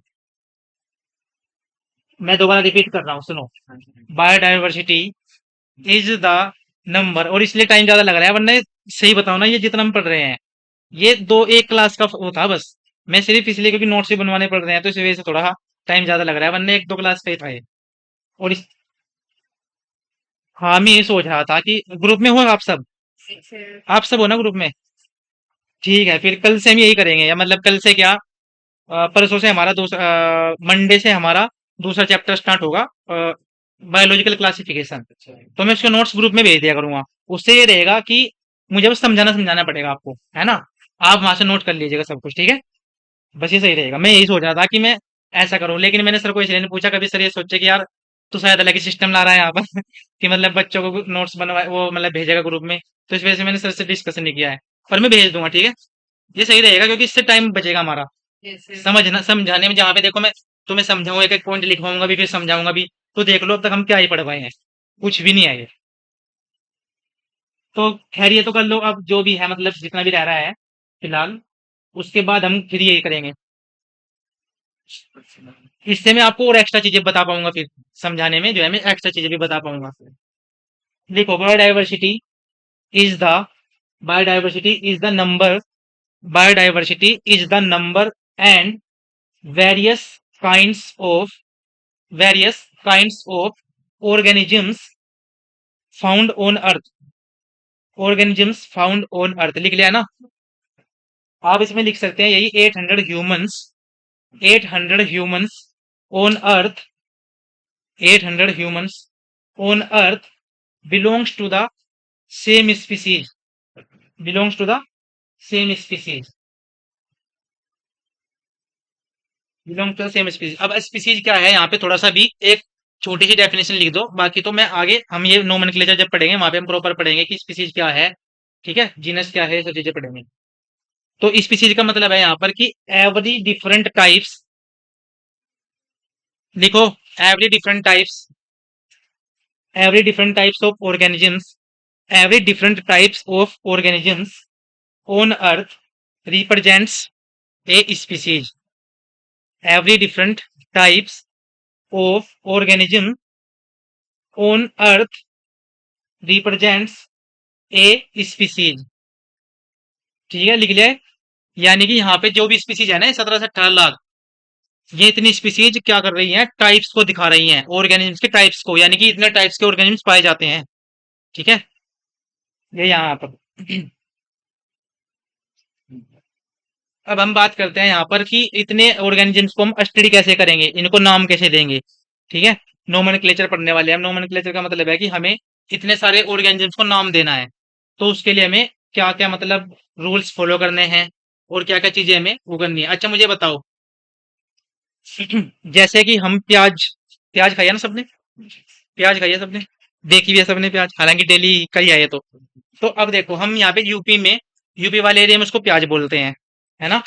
लेकिन अगर आप कहीं और अनदर स्टेट में जाओगे ना, तो उसी प्याज को अलग अलग नाम से बुलाया जाएगा। हालांकि यूपी में भी प्याज बोला जाता है और बिहार में भी प्याज बोला जाता है, हरियाणा में भी ऐसे प्याज बोला जाता है। लेकिन अगर आप जाओ यूके में, उत्तराखंड में, तो वहां पे उसको डुंगरी बोला जाता है। क्या बोला जाता है? डुंगरी,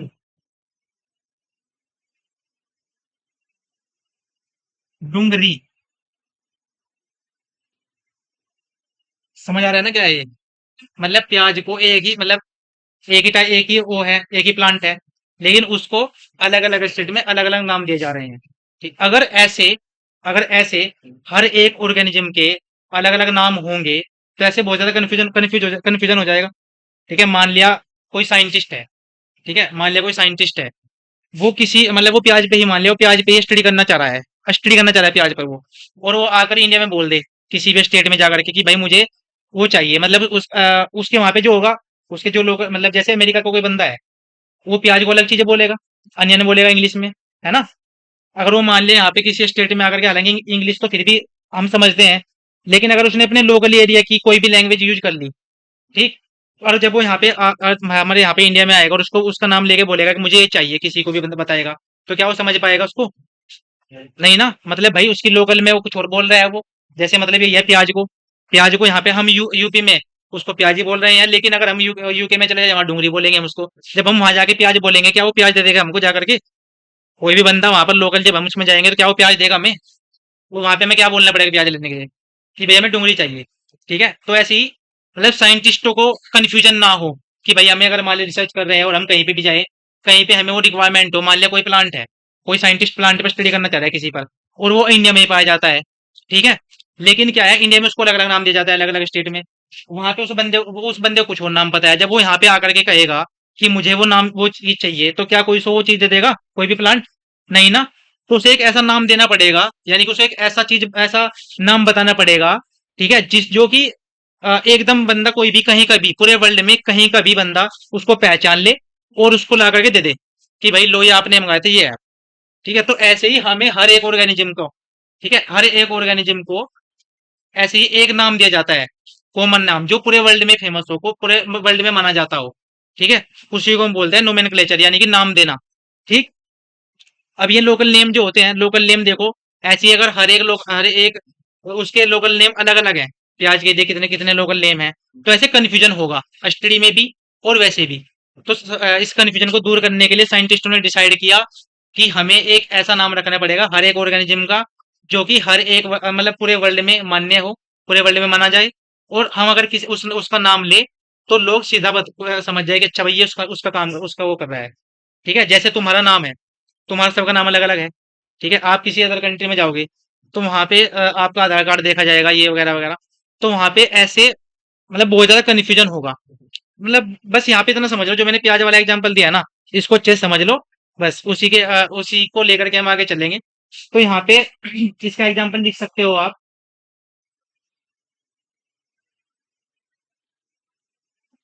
आप हेडिंग डालो नोमेनक्लेचर।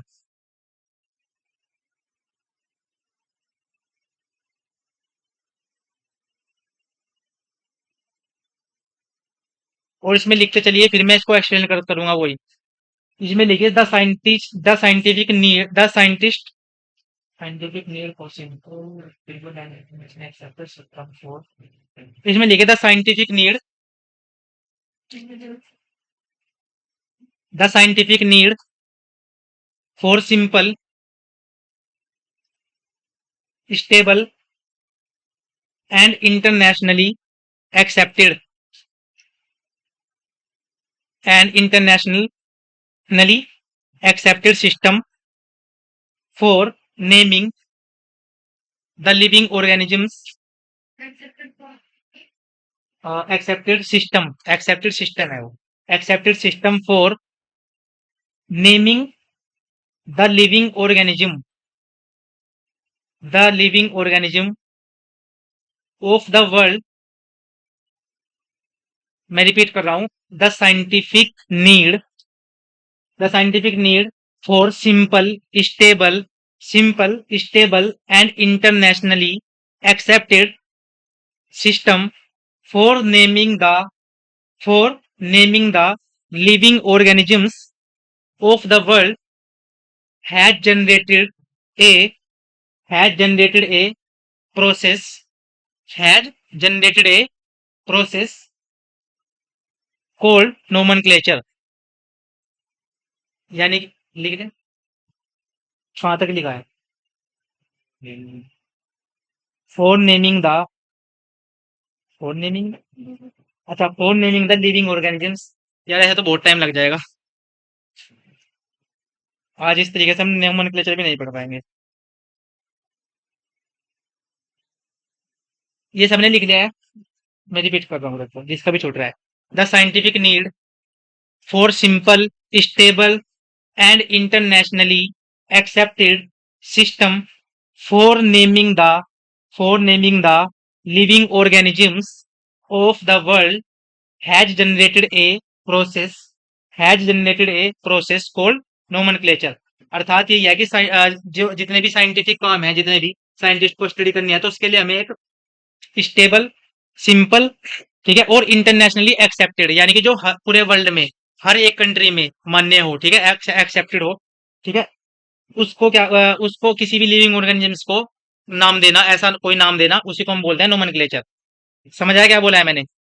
लिविंग ऑर्गेनिज्म को ऐसा कोई नाम देना जो सिंपल भी हो और स्टेबल हो। स्टेबल का मतलब जो कभी ना चेंज हो, जो आज नाम दे दिया वही बना रहे। ठीक है, जैसे आपका नाम है, मान लिया कोई भी, आपको अलग अलग नामों से बुलाया जाता है, तो उसका मतलब आप फिक्स नहीं हो एक नाम पर। मतलब आपका जो एक तो जो आपने माँ बाप ने नाम रखा होगा वो है, और बाकी जो भाई बहन या पड़ोसी चिढ़ाने के नाम के लिए नाम रखते हैं वो अलग होगा, है ना? तो यानी कि आपका नाम स्टेबल नहीं है एक।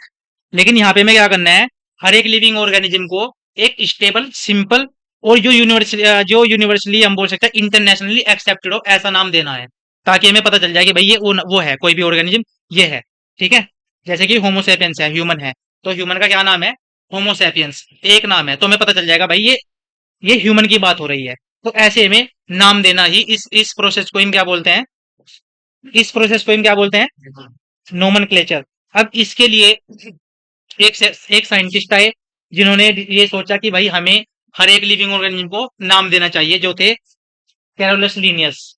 ठीक है, उन्होंने एक ऐसा सिस्टम बनाया जिसके थ्रू सब हर एक लिविंग ऑर्गेनिज्म को एक नाम दिया जाए जो स्पेसिफिक हो। मतलब हर एक लिविंग ऑर्गेनिज्म का एक स्पेसिफिक नाम हो, वो और किसी दूसरे का नाम ना हो। ठीक है, ताकि कंफ्यूजन ना हो। ठीक है, तो लिखे यहाँ पर, फिर मैं एक्सप्लेन करूंगा ये सब चीजें। ये पॉइंट ये समझ आ गया ना, नोमेनक्लेचर क्या है? ऐसे बोल जाएगा, टाइम लगेगा।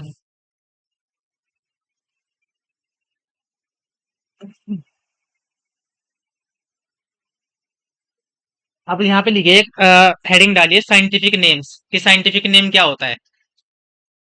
इसमें लिखिए these are the names, these are the names given, these are the names given to the organisms, to the organisms by biologist, to the organisms by biologist, based on based on universally accepted universally accepted principles and criteria, based on universally accepted principles and criteria। ठीक है, to accomplish, अब यहाँ पे तो ये लिख लेना आपने, प्रिंसिपल्स एंड क्राइटेरिया। मतलब हमें कुछ रूल्स ध्यान में रखने पड़ेंगे, कुछ फैक्टर्स ध्यान में रखने पड़ेंगे, ताकि जो बायोलॉजिस्ट है वो नाम रख सके। ठीक है, और हमें रिसर्च वगैरह में आसानी हो जाए। ठीक है, इसका मतलब ही है सिंपल। साइंटिफिक नेम क्या है, मतलब वो हमने बताया साइंटिफिक नेम क्या है। ये ऐसे नेम्स हैं, ठीक है, जो कुछ फैक्टर्स, कुछ रूल्स को ध्यान में रखकर किसी भी ऑर्गेनिज्म को दिए जाते हैं। आया समझ? ठीक है, यहाँ पे और लिखे इसमें फिर यही है, मतलब मैं साथ साथ एक्सप्लेन करता चलूंगा। To accomplish this to accomplish this certain international to accomplish this certain international codes have been established, to accomplish this certain international codes have been established, these codes are to accomplish this certain international codes have been established, these codes are, लिख ले, these codes are लिख दें यहाँ तक। Yes. अब उसके बाद लिखे यहाँ पे जैसे कि ICZN, ICZN, और उसकी फुल फॉर्म लिखिए इंटरनेशनल कोड ऑफ, हालांकि चलो ये इसमें तो है ना एनसीईआरटी में, Yes, sir. ठीक है, इसमें से आप लिख लेना। मैं बस बता रहा हूँ कि ये क्या काम करते हैं, ठीक है, इसमें सारे गिवन है हालांकि ICZN, ICBN, ठीक है, और एक्स्ट्रा है थोड़े से इसमें ICNV, NVP, ये सब इसमें से लिख लेना आप, ठीक है, याद करके। मैं बता रहा हूँ कि बस इनका क्या काम है। देखो, जो साइंटिफिक नेम दिए जाते हैं उनके लिए कुछ कोर्स बनाए गए हैं, कुछ एजेंसीज बनाई गई है, ध्यान रखना, मतलब जैसे कि यहाँ पे कुछ एजेंसीज बनाई गई हैं,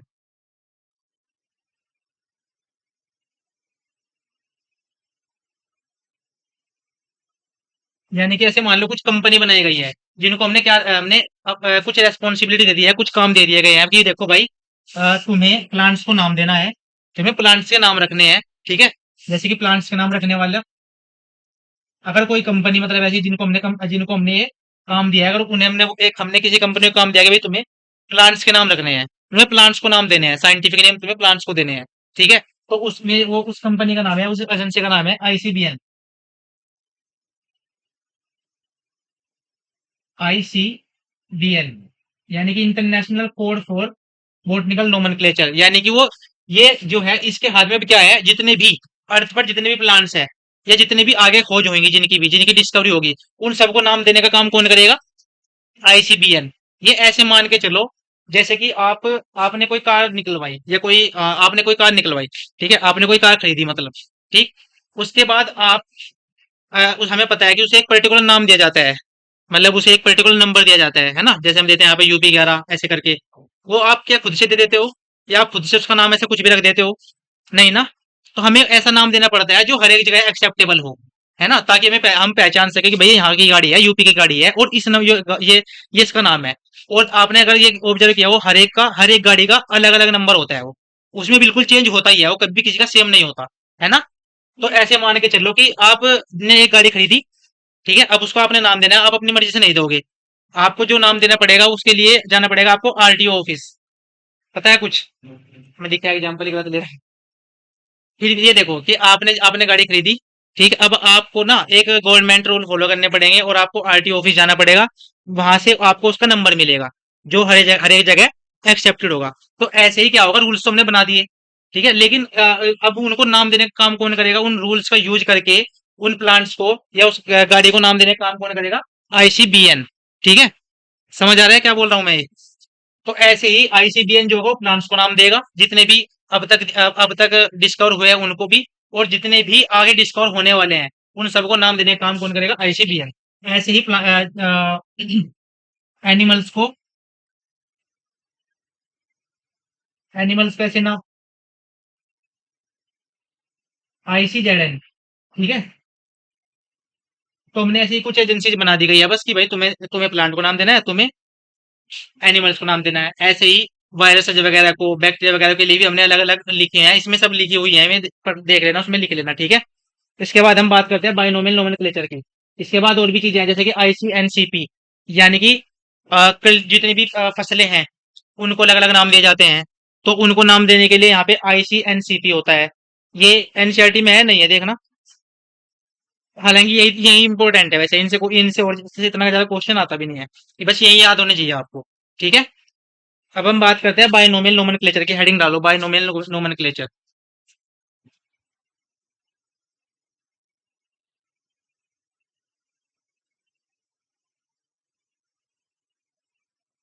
पता है इसके बारे में कुछ थोड़ा बहुत,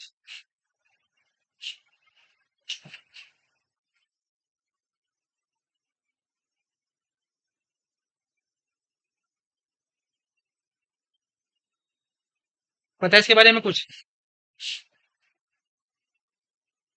अरे 12वीं 11वीं में पढ़ा है वो नोमेनक्लेचर। Then blue. अच्छा अच्छा, ठीक है, तो जैसे देखो यहाँ पे लिखा हुआ है बाई, बाई का मतलब क्या होता है, टू, और नोमेल का मतलब यही है कि नेम्स, मतलब यहाँ बाई का मतलब है टू, ठीक है, नोमेल का मतलब है यहाँ पे नेम्स, यानी कि हमें ऐसा नेम देना, नोमेनक्लेचर का मतलब नामकरण, जैसे आपका नामकरण किया जाता है बचपन में कि भाई इसका नाम चिंटू रखना है, इसका नाम पिंटू रखना है, ये सब, ठीक है, तो ऐसे ही प्लांट्स का नामकरण किया जाता है। कोई भी नया खोज हो गई प्लांट की, कोई नया खोज दिया, तो उसको नाम देना है, तो उसमें उसको नाम दिया जाता है, वो बाइनोमियल नोमेनक्लेचर का यूज करके दिया जाता है। ऐसा मान लो कि बाइनोमियल नोमेनक्लेचर क्या है, कुछ रूल्स हैं जिनको ध्यान में रख के उस पर्टिकुलर प्लांट या एनिमल जिसकी अभी नई डिस्कवरी हुई है, जिसको आज तक नहीं खोजा गया था, ठीक है, उसको ऐसे ही नाम देना है। वो हमें नाम दिया जाता है किसके थ्रू? बाइनोमियल नोमेनक्लेचर के। अब इसमें क्या है, बाई का मतलब टू, यानी कि ऐसा नाम जो टू नेम से मिलके बना हुआ हो, ठीक है। जैसे यहाँ पे हम बात करते हैं जीनस और स्पीसीज, हालांकि यहाँ पे स्पेसिफिक एपिथेट आएगा, स्पेसिफिक एपिथेट। अब इसका क्या मतलब है, देखो, मतलब किसी भी लिविंग ऑर्गेनिज्म का, जैसे कि मैं एग्जांपल ले रहा हूँ यहाँ पे, जैसे आप लिंक भी कर पाओगे जो उसमें दिया हुआ है एनसीईआरटी में, मैंजीफेरा इंडिका। किसका नाम है ये? मैंगो किसका? Mango mango. लेकिन मैंगो तो बहुत सारे हैं। राइट्स में अलग अलग है। ये किसका नाम है, ये कौन से वाले आम का नाम है? आम का मतलब किस कंट्री वाले का? क्या कहना है? इंडिया का। अच्छा, आपने नाम सुना है दशहरी? दशहरी सुना है, दशहरी का आम, ये तो लंगड़े का आम, चौसे का आम, ऐसा कुछ सुना है? तो कौन से वाले का नाम है ये? सर सबका नाम एक ही है। हाँ, सर सुशील हाँ, सबका यही है कि जितने भी आम है ना, जितने भी मतलब इंडिया में जितने भी वेराइटीज हैं, और भी मतलब हम बात करेंगे कि में और ज्यादा छोटी चीजें हैं, अलग अलग चीजें हैं जिनको हमने फिर वेराइटीज दे देते हैं हम नाम। हालांकि उन सब का जो साइंटिफिक नेम है, ठीक है, अगर मान लिया कोई बाहर से कोई कंट्री का बंदा आए यहाँ पर और वो आम मांगने लग जाए, तो वो बोलेगा, और वो बोलेगा ना मैंजी फेरेंटी का चाहिए मुझे, तो हर एक आम उसी में आ जाएंगे, ठीक है। तो यहाँ पे क्या है, जैसे कि इसमें जो मैंजी फेरा है, ये होता है हमारा जीनस नेम, ठीक, जीनस नेम, ये होता है हमारा जीनस नेम। और जो ये हमारा इंडिका, इसको हम बोलते हैं स्पेसिफिक एपिथेट, स्पेसिफिक।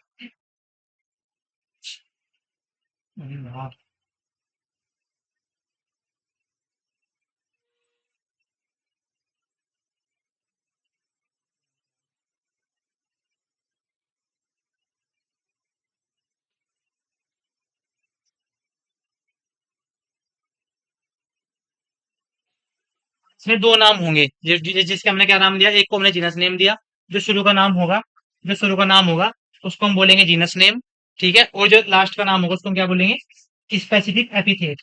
अब देखो, पहले चलो हम ये बात कर लेते हैं कि किसने दिया था, ठीक है। ये दिया था एक साइंटिस्ट, कैरोलस लीनियस। हालांकि कैरोलस लीनियस का नाम भी पहले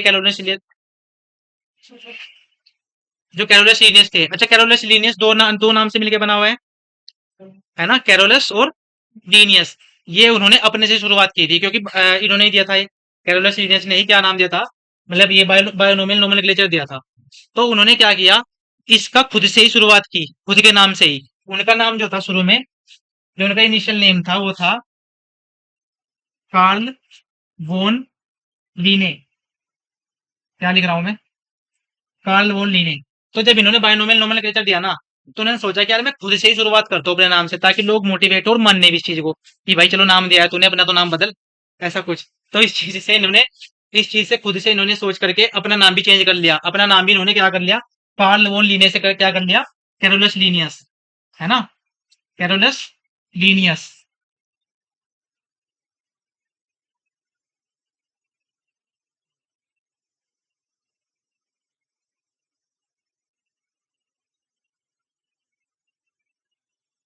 अब इन्होंने भी देखो अपना नाम दो कर लिया यहाँ पे, कैरोलस और लीनियस। ऐसे ही इन्होंने अलग अलग ऑर्गेनिज्म के नाम भी ऐसे ही दिए, ठीक है। क्या स्पेलिंग मिस्टेक है क्या? एक है सर। तो हंस क्यों रहे हो, क्या हुआ? ओ, तो ये क्लास के बीच में होना है फिर?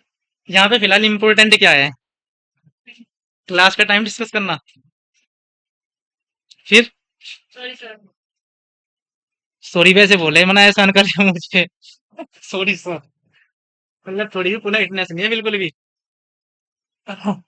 देखो भाई, अगर तुम फोकस करके पढ़ोगे तो ठीक है, नहीं तो मेरा अब तो कुछ जानना है, मैं तो पढ़ा के जाना है। सही बताओ ना, मैं ऐसे भी कर सकता हूँ कि हवा में उड़ा दूं सब कुछ चीजें।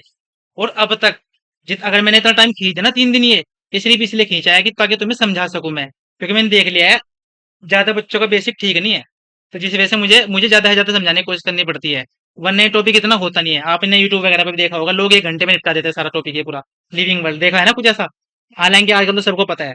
यूट्यूब पे देखा होगा आपने 1 डेढ़ घंटे में सब कुछ निपटा दिया। लेकिन हमने 3 क्लास लगा दी यहाँ पे 2-2 घंटे के, डेढ़ डेढ़ घंटे के। वो इसलिए क्योंकि आपको समझ आ सके, लिंक लिंक किया जा सके, और आप जब रिवाइज़ करो ना, तो जो-जो मैंने चीज़ें बताई है एग्ज़ाम्पल, उनको याद करके आप याद कर सकें चीज़ें। ठीक है? ये है। तो हमने यहाँ पे बात की जो बाइनोमियल नोमेनक्लेचर है वो कार्ल कार्ल कैरोलस लीनियस ने दिया था। ठीक है, जिसमें दो नाम थे, कौन कौन से? एक जीनस और स्पेसिफिक एपिथेट। तो जैसे कि हमने यहाँ पे बात की कि ये दो नेम से मिलके बना हुआ होता है। अब इसके कुछ रूल्स हैं। किसी भी किसी भी ऑर्गेनिज्म के नाम लिखने के कुछ रूल्स हैं कि हम उसका नाम कैसे लिखेंगे, उसका साइंटिफिक नेम कैसे लिखेंगे। तो जैसे कि यहाँ पे मैं यहाँ पे लिख रहा हूँ, ये चीजें लिखते जाना आप साथ साथ में। जैसे कि हम यहाँ पे अपन लिख रहे हैं मैंजीफेरा इंडिका।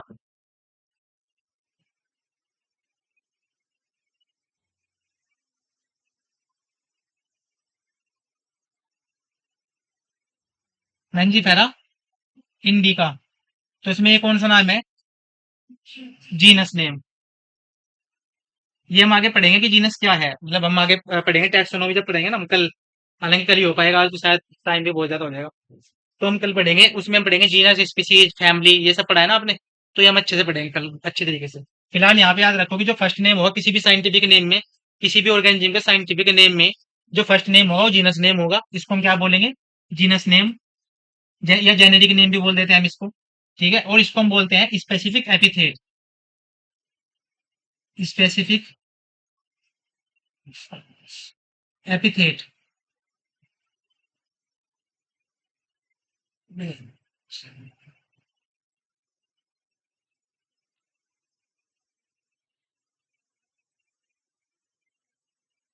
ठीक है, अब जो जीनस नेम होगा हमारा, उसके क्या क्या रूल्स होने चाहिए?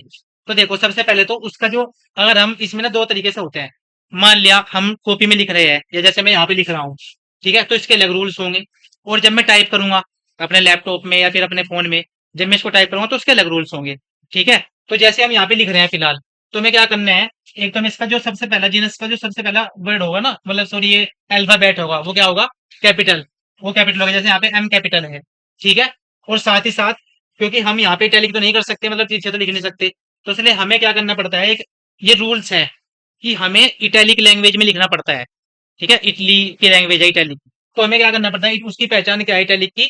कि हम उसको तिरछे लिखना पड़ता है, ऐसे ओब्लिक मैनर में। ठीक है, यानी कि ऐसे जैसे। ठीक, ये मैं यहाँ पे, लेकिन हम क्योंकि यहाँ पे लिख रहे हैं अपने वैसे लिख रहे हैं हैंड रिटन, तो इसलिए हमें क्या करना पड़ता है? उस इटैलिक तो हम कर नहीं सकते, जिस वजह से हमें उसके लिए क्या करना पड़ता है? इसको अंडरलाइन करना पड़ता है। इसको हमें अंडरलाइन करना पड़ता है। तो हम इसको अंडरलाइन कर देंगे। ठीक है, दोनों नाम को हमें अंडरलाइन करना पड़ता है। अब दूसरी बात स्पेसिफिक एपिथेट की, उसका जो फर्स्ट नेम होगा वो भी क्या होगा? जो मतलब पूरा नेम होगा ना, वो सारा स्मॉल लेटर में होगा। ठीक है, क्या बता रहा हूं मैं? कि जो जेनेरिक नेम होगा, उसका जो फर्स्ट अल्फाबेट होगा वो क्या होगा? कैपिटल होगा। और जो हमारा स्पेसिफिक एपिथेट होगा वो स्मॉल लेटर में होगा। ठीक है, ये याद रखना है। और साथ ही साथ हमें इनको अलग अलग अंडरलाइन करना है, ना कि एक में अंडरलाइन कर दिया है। ठीक है, जब हम इसको लिखेंगे तब ये बात याद रखनी है। लेकिन वही इसको अगर हम वही अगर इसको हम लैपटॉप में टाइप करें या अपने फोन में टाइप करेंगे, तो हमें क्या करना पड़ेगा? हमें इसको बस इटैलिक में लिख देना है, यानी कि पीछे लिख देना है इसको करके। ठीक है, हमें अंडरलाइन करने की कोई जरूरत नहीं होती है उसमें। समझ आ रहा है क्या बोल रहा हूँ मैं?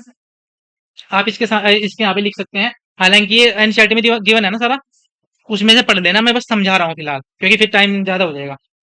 तो हम यहाँ पे बता रहे हैं कि फर्स्ट नेम जो है वो जेनेरिक नेम है, सेकंड जो है वो स्पेसिफिक एपिथेट है।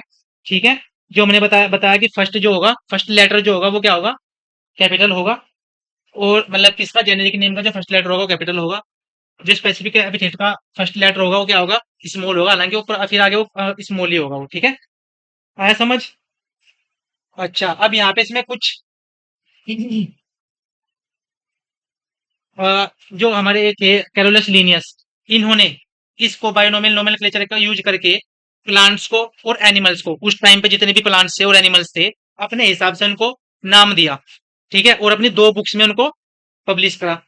तो इन बुक्स का नाम आ जाता है, कौन कौन से? कौन कुछ सुना है इनके बारे में? हाँ, और एक है सिस्टेमा नेचुरी, और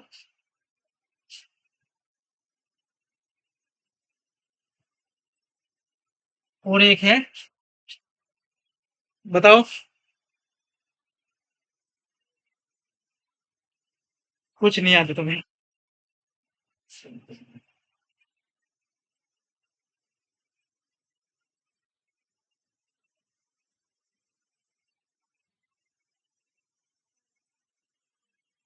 क्या है यहाँ पर? हाँ, देखो, इन्होंने दो बुक्स दी, दो बुक पब्लिश करी, ठीक है। एक तो एनसीईआरटी में गिवन है, एनसीईआरटी में गिवन है तो। हाँ, होनी चाहिए, एनसीईआरटी में गिवन होनी चाहिए। तो एक नाम है। अच्छा, एक ही है क्या नाम? कोई बात नहीं, दोनों का तो यहाँ पे कौन सी का नाम है? सिस्टम नेचुरी का। अच्छा अच्छा, तो दोनों लिख लीजिए, क्योंकि इसमें दोनों में से क्वेश्चन आ जाता है, उसमें मैचिंग में, ठीक है। और ईयर का भी आ जाता है कि भाई कौन से ईयर में दी थी ये। तो जो इन्होंने दी थी सबसे पहले स्पीसीज प्लांटेरम, तो सबसे पहले स्पीसीज प्लांटेरम आई थी, सबसे पहले स्पीसीज प्लांटेरम आई थी 1755 में, ठीक है। उसके बाद 3 साल बाद इन्होंने 1758 में, हाथ से काम करना पड़ेगा, सिंपल नेक्स्ट काम। देखो इन्होंने क्या काम किया, इसमें स्पीसीज प्लांटेरम में जितने भी उस टाइम पे जितने भी डिस्कवर्ड प्लांट्स थे, जितने उस टाइम पे डिस्कवर्ड प्लांट्स थे, मतलब खोजे गए थे, उन सब का नाम दिया इन्होंने इसमें, उन सब का प्लांट नाम पब्लिश किया, ठीक है। जैसे मान ले हमारे सामने कोई बोले ये प्लांट लग रहा है, इसका इसका साइंटिफिक नेम रखा उसमें। ऐसे ही जितने भी अर्थ पर उस टाइम पे जिन जिनकी खोज हो चुकी थी या इन्होंने खोज की, उन सबको इन्होंने नाम दिया, और उनका नाम स्पीसीज प्लांटेरम में पब्लिश किया, ठीक है। समझ आया? और जितने भी फिर उसके साथ साथ ही इन्होंने क्या किया, 3 साल बाद जितने भी एनिमल्स थे या जितने भी एनिमल डिस्कवर हो चुके थे, उन सबको नाम दिया, उन सब का नाम रखा, ठीक है। और उसको पब्लिश किया किसमें? सिस्टेमा नेचुरी में, सिस्टेमा नेचुरी नाम की एक अपनी बुक में इसको पब्लिश किया, ठीक है। समझ आया? तो इनको लिख लीजिए।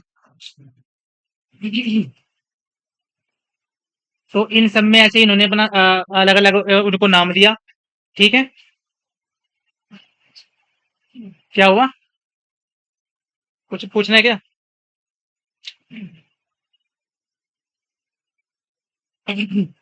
अब यहाँ पे हम बात करते हैं थोड़ा सा इसमें कि अ, हमने यहाँ पे बात की लैटिनाइज्ड और लैटिन वर्ड की, कुछ हमें यहाँ पे यूज की थी, अब कुछ यूज किया था अभी, मैंने यूज किया था कुछ लैटिन वर्ड? नहीं ना, इटैलिक यूज किया था, ठीक है।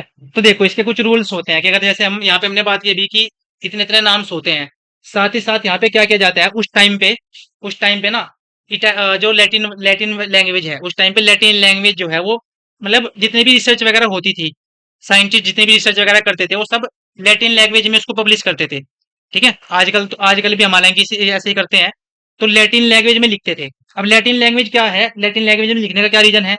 लैटिन लैंग्वेज क्या होती है, एक डेड लैंग्वेज है।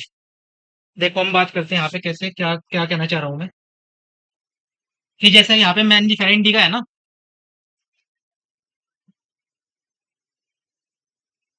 बार बार मैं इसको क्यों भूल जाता हूँ।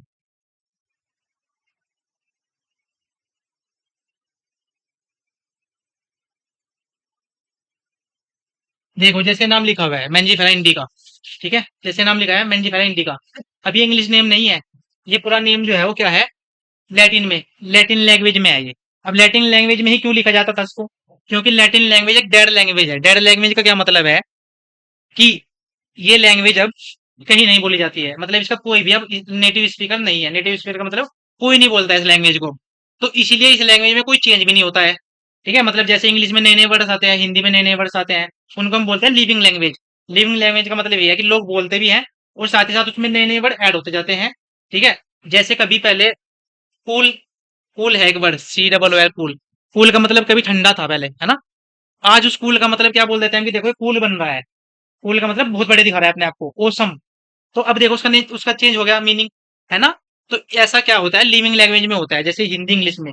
लेकिन जो लैटिन है उसमें ऐसा चेंज नहीं होता है, जो उस टाइम पे चीजें थी आज भी वही चीजें बनी रहेंगी। तो इसीलिए लोग जो होते हैं वो अपनी रिसर्च वगैरह इसी लैंग्वेज में लिखने की कोशिश करते हैं, लैटिन लैंग्वेज में, ताकि अगर मान ले मैं आज रिसर्च करता हूँ तो मैं लैटिन लैंग्वेज में लिखूंगा, सिंपल। तो अगर 1000 साल बाद कोई मेरी रिसर्च को पढ़ेगा तो वो क्या करेगा, जो मैंने लिखा है, जो मैं कहना चाहता हूँ, सेम वही चीज समझ सके वो। ठीक है, इसीलिए क्या होता है, हम लैंग्वेज में लिखेंगे। अगर मान ले मैं इंग्लिश में लिखूंगा, आज इंग्लिश में मैंने कुछ वर्ड लिखा, ठीक है, थोड़े दिन बाद उसमें चेंज हो गया, तो क्या समझ लेगा, कुछ और समझ जाएगा उसका मतलब कि यार पता नहीं क्या लिख रखा, मतलब इसका मतलब ये है। अच्छा, तो इसलिए क्या कर, इस चीज से बचने के लिए, कन्फ्यूजन से बचने के लिए साइंटिस्टों ने डिसाइड किया कि भाई हम हर एक लिविंग ऑर्गेनिज्म को लैटिन भाषा में नाम देंगे, और रिसर्च वगैरह भी हम ज्यादातर इसमें लिखेंगे। सब कुछ समझ आया क्या कहा मैंने, कि लैटिन लैंग्वेज का हम यूज कैसे क्यों करते हैं। ठीक है, तो क्या अगर, जैसे कि अगर मान लिया कोई भी, जैसे अगर इंडिया में कोई भी किसी भी प्लांट की स्टडी वो हुई, रिसर्च हुई, या मतलब कोई डिस्कवरी होगी, नया प्लांट मतलब बन गया, वो हो गया, ठीक है, हमने यहाँ पर किसी भी नए प्लांट की डिस्कवरी कर ली, तो जब हम उसका नामकरण करेंगे ना, तो क्या करना पड़ेगा हमको, लैटिन ओरिजिन दिखाने के लिए, यानी कि हमें लैटिन में ही देना है, ये रूल्स है कि भाई हमें लैटिन में ही देना है। तो हम उसका नाम जाओ इंडिया में नहीं रख, इंडिया के नाम से नहीं रखेंगे, हम उसका नाम रखेंगे ताकि क्या नाम, वो दिख जाए कि भाई ये लैटिन से है, और हर हर हर बंदा उसको समझ सके। ठीक है, सर तो नहीं समझ नहीं आओगे, मुझे पता है। देखो, जैसे कि यहाँ पे मैंजी फेरेंडी का ये प्लांट कहाँ का है, इंडिया का है। ठीक है, हमने यहाँ पे इंडिया का जोड़ लिख दिया है, लेकिन जो मैंजी फेरा, यहाँ पे कुछ ऐसे वर्ड्स जोड़ दिए गए हैं इसमें, जो हमें दिखाए कि ये लैटिन भाषा में है। ठीक है, जैसे मैंजी फेरा, फेरा इसमें एरा लगा दिया, आरा लगा, एरा लगा दिया इसमें, या सीए लगा दिया इसमें, तो ये दिखा रहे हैं कि भाई ये लैटिन लैंग्वेज से लिए गए वर्ड हैं। ठीक है, तो ये रूल्स हैं बाइनोमियल नोमेनक्लेचर के, या किसी भी लिविंग ऑर्गेनिज्म को हम नाम देने के लिए। ठीक है, समझ आया। ये साथ ही साथ इसमें क्या किया जाता है, मेंजी फेरेंटी का इसमें जीनस नेम हो गया, साथ ही साथ इसमें जो स्पेसिफिक एपिथेट हो गया, और इसमें हम लास्ट में लिख देते हैं क्या, जिसने भी, जो भी कोई साइंटिस्ट है, उसने अगर कोई प्लांट का को डिस्कवर किया, जैसे कि यहाँ पे इसको नाम दिया गया था, या इसकी डिस्कवरी की थी वो मेंजी फेरेंटी की, किसने की थी, कार्ल लिनियस ने, तो उन्होंने अपना नाम दिया था, तो इसमें हम क्या कर सकते हैं, लास्ट में इनका नाम लिख देते हैं। और ये नाम जो है, ये ना तो ये क्या करता है, ना तो इसमें कैपिटल कैपिटल लैंग्वेज में लिखना, न से हमने इटैलिक लैंग्वेज में लिखना, इसको हमने जहाँ का वो बंदा है, ठीक है, जिस जो भी जिस लैंग्वेज में उसका नाम है, मान लिया वो इंग्लिश में था, तो इंग्लिश में ही लिख देंगे जो का, तो उसको हम, ठीक है, और उसका हम लास्ट नेम लिख देंगे, वो भी शॉर्ट में। ठीक है, शॉर्ट में उसका दो तीन वर्ड लिख देंगे। ये है इसके रूल्स, समझ आया। यस सर हालांकि हम आजकल बस दो ही चीजें फॉलो करते हैं, दो ही चीजें लिख देते हैं, जो आजकल कॉमन चल रहा है। ठीक है, लेकिन रूल यही कहता है कि जो भी डिस्कवर करता है उसका भी हमने लास्ट में एब्रिवेटेड फॉर्म में, यानी कि छोटे रूप में चेंज करके इसका नाम लिख देना है। ठीक है, यहाँ तक सब समझ आया कुछ, कोई डाउट। टाइम कितना है वैसे, हमारी क्लास कितने बजे स्टार्ट हुई थी, 9 बजे हुई थी ना शायद हमारी क्लास स्टार्ट। टाइम तो हो गया है, बाकी तो हम्म, हाँ, आप इसमें एक हेडिंग लिखिए, ताकि आपको पता चले कि साइंटिफिक नेम के क्या क्या एडवांटेज हैं। समझ तो लिया ही आपने कि क्या क्या इसके रूल्स हैं। आप लिखिए advantage, advantage, advantages of binomial nomenclature, advantages of binomial nomenclature.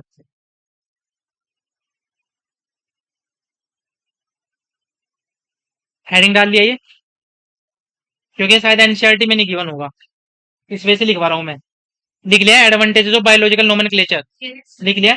अब इसमें 3 पॉइंट लिख रहे हैं आपको, the biological name, the biological name are same all over the world, same all over the world, the biological name are same all over the world, लिख लिया। Second point, they are definite and accepted universally, they are definite and accepted universally, लिख लिया। Repeat करूं, लिख लिया ना। Third point, all newly discovered plants, all newly discovered plants and animals, plants and animals can be named, can be named, classified and described easily. All newly discovered plants and animals can be named, classified and described easily. लिख ले। अब इनका क्या मतलब है, यही है कि भाई बायोलॉजिकल नेम जो है वो ऑल ओवर द वर्ल्ड मतलब पूरे वर्ल्ड में सेम रहेगा। ठीक। सेकंड पॉइंट में है कि दे आर डेफिनेट और एक्सेप्टेड यूनिवर्सली, यानी कि निश्चित है, चेंज नहीं होगा। यानी कि मतलब अगर सबने लिख लिया हो तो सुन लो बेहतर। लिख लिया सबने? इन तीनों पॉइंट का मतलब समझ आ गया है? समझाऊं? तो फिर बातचीत क्यों कर रहे हो? लिख लिया है नहीं लिख लिया है? Yes, sir. अब इनका मतलब समझो। देखो, जो फर्स्ट पॉइंट है हमारा, वो है कि बायोलॉजिकल नेम जो है are same all over the world, यानी कि वही कि भाई जो कोई भी ऑर्गेनिज्म है उसका जो नेम होगा वो पूरे वर्ल्ड में सेम होगा। सिंपल इसका मतलब तो ये है। ठीक है, हर जगह। उसके बाद दे आर डेफिनेट और एक्सेप्टेड यूनिवर्सली, मतलब कि इनका नेम जो है वो निश्चित है, फिक्स कर दिया हमने कि भाई यही नेम रहेगा, चेंज नहीं होगा। हम जो है और मतलब यही है कि हर एक लिविंग ऑर्गेनिज्म का नाम जो है वो एक ही होगा, फिक्स कर दिया हमने बस। अगर हमें कोई डिस्कवर करना होगा ना दूसरा, मतलब जो दूसरा प्लांट्स या एनिमल डिस्कवर हो भी गया ना, तो हम देखेंगे कि भाई जो हम इसको नाम देने वाले हैं वो कभी तो वो किसी और का तो नाम नहीं है, हमें एकदम डिफरेंट नाम देना पड़ेगा। ठीक है। ठीक है, और ऐसा जो हर जगह एक्सेप्टेड होगा। सेकंड का मतलब ये होगा ऑल न्यूली डिस्कवर्ड प्लांट्स, वही animals can be named, classified and described easily. इससे क्या होगा, क्योंकि भाई हमें पता है कि भाई हर एक का हमने निश्चित नाम रख दिया है, एक फिक्स नेम रख दिया है, तो हमें जो दूसरा दूसरा प्लांट जो भी कोई हमने नया डिस्कवर किया है उसको नाम देना इजी हो जाएगा। है ना? भाई जब हमने पहले ही दे दिया है कि ऐसे नाम सबको अलग अलग नाम दे दिया है, तो इसको हमें दूसरा जो अगर हमें सब नाम देना है नए बंदे को तो वो ईजी हो जाएगा। बस ये है यहाँ पे एडवांटेज इसके बायोलॉजिकल नोमेनक्लेचर के। ठीक है। बाकी एनसीईआरटी रीड कर लेना, इसमें वही जितनी मैंने चीजें समझाई है वो और अच्छे तरीके से समझ आ जाएगी। अगर कोई डाउट होगा इसमें से वो पूछ लेना जरूर मुझे। ठीक है। बाकी कुछ क्वेश्चन थे, चलो हम कल ही करेंगे। ठीक है। और कल हम टैक्सोनॉमी जितना भी है कि हम कैसे नाम देंगे, कैसे क्लासिफाई करेंगे, वो सब पढ़ेंगे कल। कल हमारा लास्ट डे है इस चैप्टर का, लिविंग वर्ल्ड का। ठीक है।